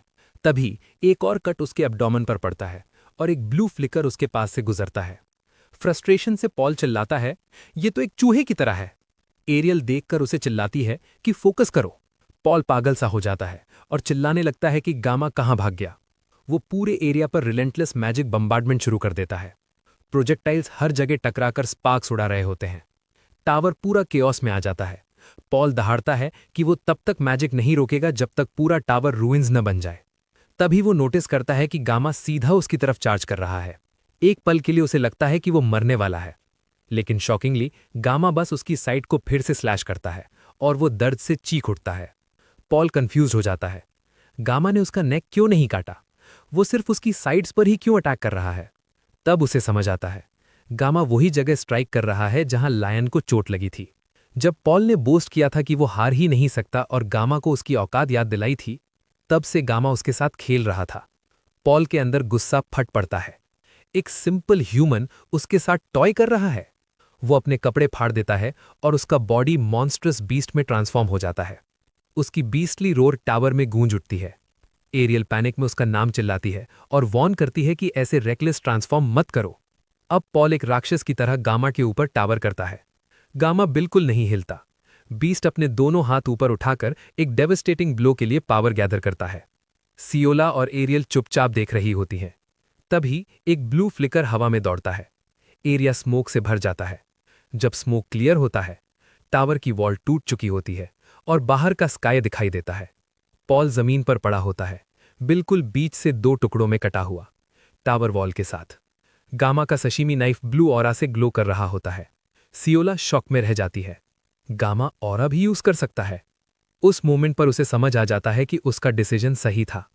दुनिया की सबसे सेफ जगह गामा जिस साइड में ही है। दूसरी तरफ एरियल डर से कांप रही होती है। गामा की आंखें उसकी तरफ ग्लो करती हैं। वो हॉरर में पीछे हटती है और कहती है, तुम मॉन्स्टर हो, मेरे पास मत आना। गामा धीरे धीरे आगे बढ़ता है। हर स्टेप उसके स्पाइन में सर्द सहरन भेज रहा होता है। एरियल डेस्परेट होकर फिर चिल्लाती है कि पास मत आओ। गामा क्रिम्सन ऑरा से घिरा हुआ है। उसकी आंख ठंडी रेड ग्लो से जल रही है। वो एक साइलेंट प्रेडेटर की तरह सीधा देख रहा होता है। हवा तक हैवी लग रही होती है, जैसे कुछ बहुत टेरिफाइंग होने वाला हो। एरियल कांपती हुई बोलती है, तुम इंसान नहीं हो, तुम डीमन हो। उसकी स्वॉर्ड ऑरा से ग्लो कर रही होती है। एरियल अंदर ही अंदर पैनिक करने लगती है। मैं मर जाऊंगी, मैं मर जाऊंगी, मैं मर जाऊंगी। बस एक ही ऑप्शन बचा है। मुझे उसका बॉडी लॉर्ड पर्च को ऑफर करना था। मुझे अभी सरवाइव करना होगा। क्या भाग जाऊं? नहीं, वो बहुत फास्ट है। तो मैजिक से उसकी विजन ब्लॉक करूंगी। यहाँ की माना का यूज करूंगी। माना? माना? मुझे माना फील ही नहीं हो रही। क्यों? उसका वेपन माना को रिजेक्ट कर रहा है। इम्पॉसिबल। एरियल डेस्परेशन में साकी की तरफ नाइफ ले जाकर चिल्लाती है, अगर तुम एक स्टेप और आगे बढ़े तो मैं इसका गला काट दूंगी। तुम्हें लगता है मैं नहीं करूंगी? फिर वो पैनिक में बकने लगती है। डैम इट, मुझे यहां से निकलना होगा। नाइफ कहाँ गया? अचानक वो मुड़ती है। पीछे से एक बहुत हल्की सी आवाज आती है, छोड़ दो, दर्द हो रहा है। एरियल की आंखें फट जाती हैं। उसके पीछे साकी खड़ी होती है और वो आगे बढ़कर उसी ब्लेड से अटैक करती है जो पहले उसके खुद के चेस्ट में घुसा हुआ था। ब्लेड सीधा एरियल के बॉडी को पियर्स कर देता है। एरियल दर्द से चीख पड़ती है, जबकि ब्लेड अब भी उसके बॉडी में घुसा हुआ रहता है। दांत भींचकर एरियल शॉक में साकी को देखती है। उसे समझ ही नहीं आता कि वो अभी तक खड़ी कैसे है। साकी ठंडी आवाज में कहती है, तुम्हें लगता है मुझे एक्ट करना नहीं आता? एब्सोल्यूट बो क्लैन में पॉइजन रेजिस्टेंस तो बेसिक चीज है। लगता है हाफ डीमन होने से भी तुम पॉइजन से इम्यून नहीं होती। मैं तुमसे सच में डिसअपॉइंटेड हूं एरियल। फिर साकी ब्लेड छोड़ देती है। एरियल बिल्कुल उसी तरह जमीन पर गिर जाती है जैसे कुछ देर पहले साकी गिर गई थी। अपनी आखिरी सांस लेते हुए वो सिर्फ साकी को कर्स कर पाती है और ऐसे कर्मा आखिरकार उसे पकड़ लेता है। एरियल अपने ही खून के पूल में मर जाती है, बिल्कुल वैसे ही जैसे वो साकी को मारना चाहती थी। साकी हल्की सी कमजोर हंसी हंसती है इस आयरनी पर, लेकिन ज्यादा खून बहने की वजह से उसका बॉडी बैलेंस खो देता है। गामा के हाथ से नाइफ स्लिप हो जाता है और वो तुरंत आगे बढ़कर साकी को संभाल लेता है। तभी बाकी लोग भी उस फ्लोर पर पहुंच जाते हैं। रेचल गामा का नाम पुकारती है, लेकिन सियोला तुरंत सिग्नल करती है कि चुप रहो। गामा साकी को अपनी बाहों में कस के पकड़ लेता है। साकी हल्की सी मुस्कुराहट के साथ कमजोर आवाज में कहती है, मैंने कहा था ना, इतना टाइट पकड़ोगे तो दर्द होगा। और तुम इतने सैड क्यों लग रहे हो? कुछ दिन पहले तुमने कहा था ना, तुम मेरा एक फेवर करोगे। उसका सर धीरे से कंग के चेस्ट पर टिक जाता है। रोशनी उसके चेहरे पर पड़ती है, जैसे किसी एंड का सिग्नल हो। अपनी आखिरी सांस में वो धीरे से कहती है, बस थोड़ी देर और ऐसे ही मेरे साथ रहना। कुछ दिन बाद सीन हॉस्पिटल में शिफ्ट होता है। एक ईसीजी मॉनिटर साकी से कनेक्टेड होता है। उसका हाथ हल्का सा ट्विच करता है और फिर उसकी आंखें खुल जाती हैं। तभी स्पीडी सरप्राइज में चिल्लाता है, साकी, तुम फाइनली जाग गईं। साकी कंफ्यूज्ड होती है। स्पीडी रिलीफ की सांस लेता है और पूछता है, तुम्हें पता है तुम कितनी देर से सो रही थीं? 3 दिन से ज्यादा हो गए हैं। साकी हैरान हो जाती है।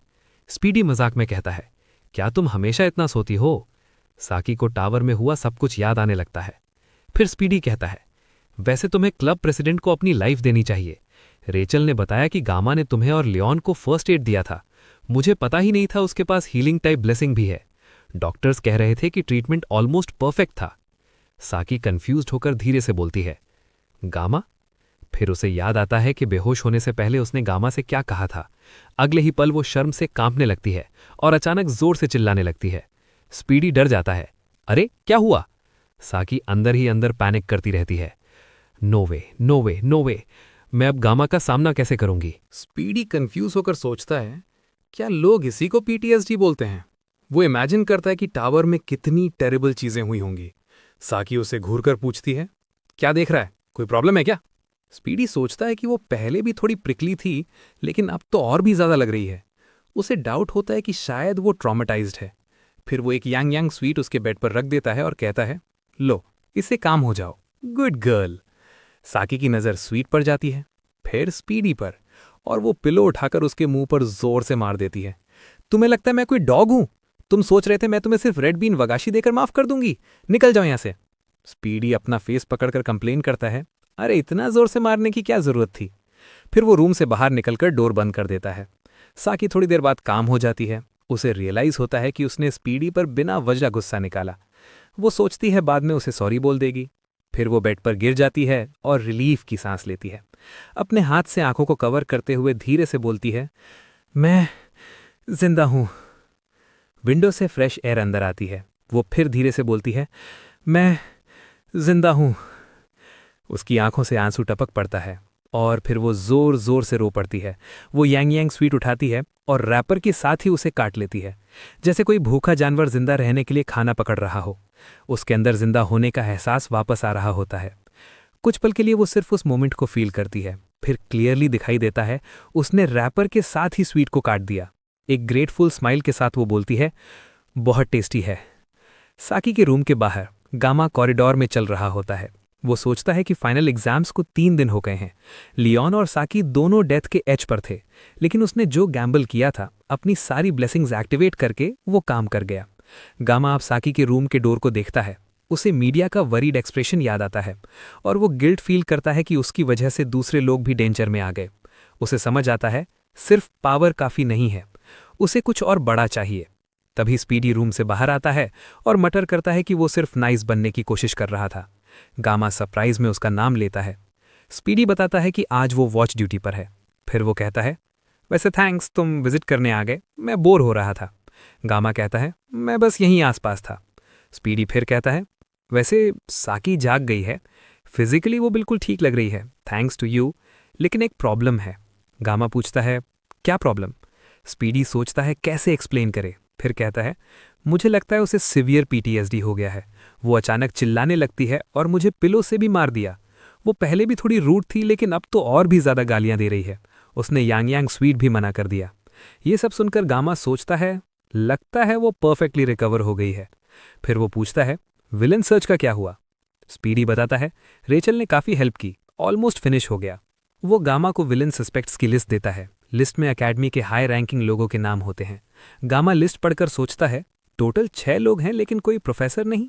जरूर और भी लोग होंगे, लेकिन इन्हें एलिमिनेट करने से बाकी का पता चल जाएगा। गामा पूछता है, तुम्हें इन लोगों पर पूरा यकीन है? स्पीडी कहता है, हाँ पूरा यकीन है। फिर गामा पूछता है, कल स्कूल के बाद फ्री हो? स्पीडी कहता है, हाँ फ्री हूं, लेकिन साकी जाग गई है, तो कल सब मिलकर उससे मिलने चले? गामा कहता है, तुम इतने सालों से उसे जानते हो फिर भी समझे नहीं। साकी को पसंद नहीं आएगा अगर सब एक साथ उस पर टूट पड़े। स्पीडी समझ जाता है, फिर पूछता है, तो कल हम कहाँ जा रहे हैं? गामा हाथ में पेपर कसकर पकड़ता है और कहता है, अब हमारी बारी है। सीन शिफ्ट होता है मीडिया के ऑफिस। मीडिया पूछती है, तुम कह रहे हो कि एल्डर्स काउंसिल में से वो बास्टर्ड क्लैटी ही रिस्पॉन्सिबल है? ऑल्टर कहता है, हाँ, उसने बाकी सबको मैनिपुलेट किया था। मिड टर्म एग्जाम्स में जो डीमोनॉइड अटैक हुआ था, उसका मास्टरमाइंड भी वो ही था। मीडिया पूछती है, क्या ये फाइनल एग्जाम्स वाले इंसिडेंट से भी रिलेटेड है? ऑल्टर कहता है, इन्वेस्टिगेशन अभी चल रही है। फिर वो बताता है, क्लैटी के ट्रांजैक्शंस में हमें रिकॉर्ड्स मिले हैं, उसने अंडरटेकर्स को भी हायर किया था। ये सुनकर मीडिया गुस्से से फट पड़ती है। अंडरटेकर्स? वो गंदे सब ह्यूमन किलर बास्टर्ड्स? ऑल्टर फिर बताता है, रिपोर्ट्स के मुताबिक उन्हें लास्ट टाइम एवेलॉन आइलैंड के पास एक पोर्ट पर देखा गया था। मीडिया का फेस सीरियस हो जाता है। एवेलॉन आइलैंड का नाम सुनकर वो और भी टेंस हो जाती है। तभी सी फ्रीड शांति से चाय सिप करते हुए कहता है, काम डाउन। मीडिया गुस्से से बोलती है, काम डाउन? क्या मैं भी तुम्हारी तरह चाय पीती रहूं? मेरा फर्ज है कि एकेडमी के हर स्टूडेंट को सेफ रखूं, लेकिन एक इनसाइडर, वो भी एल्डर्स काउंसिल का मेंबर, हमने इतनी प्रिकॉशंस ली, फिर भी ये सब अंदर ही अंदर हो रहा था। सी फ्रीड कप सॉसर पर रखते हुए कहता है, सिर्फ तुम ही नहीं हो जो गुस्सा हो, मेरी ग्रैंड डॉटर भी इस एकेडमी की स्टूडेंट है। फिर वो ऑल्टर की तरफ देखता है। मीडिया भी उसकी तरफ देखने लगती है। सी फ्रीड पूछता है, क्या एविडेंस काफी है? ऑल्टर कहता है, हमने 2 महीने से इन्वेस्टिगेशन की है, इंटेल वेरीफाई हो चुकी है, अगर हम अभी भी उन्हें एलिमिनेट करें तो कोई प्रॉब्लम नहीं होगी। ये सुनकर मीडियो चुप होकर सी फ्रीड के जवाब का वेट करती है। धीरे से सी फ्रीड अपनी आंखें खोलता है। उनमें गोल्डन ग्लो चमक रहा होता है। वो धीरे से कहता है, समझ गया। उसके बॉडी से एक टेरिफाइंग ऑरा फूट पड़ती है। टेबल पर रखा कप टूटकर बिखर जाता है। मीडिया और ऑल्टर दोनों जम जाते हैं। उनकी रग रग में अनईजीनेस दौड़ जाती है। यहीं पर वीडियो खत्म होती है। अगर आपको वीडियो पसंद आई हो और ऐसी और स्टोरीज देखना चाहते हो तो सब्सक्राइब जरूर करें और कमेंट करके बताएं।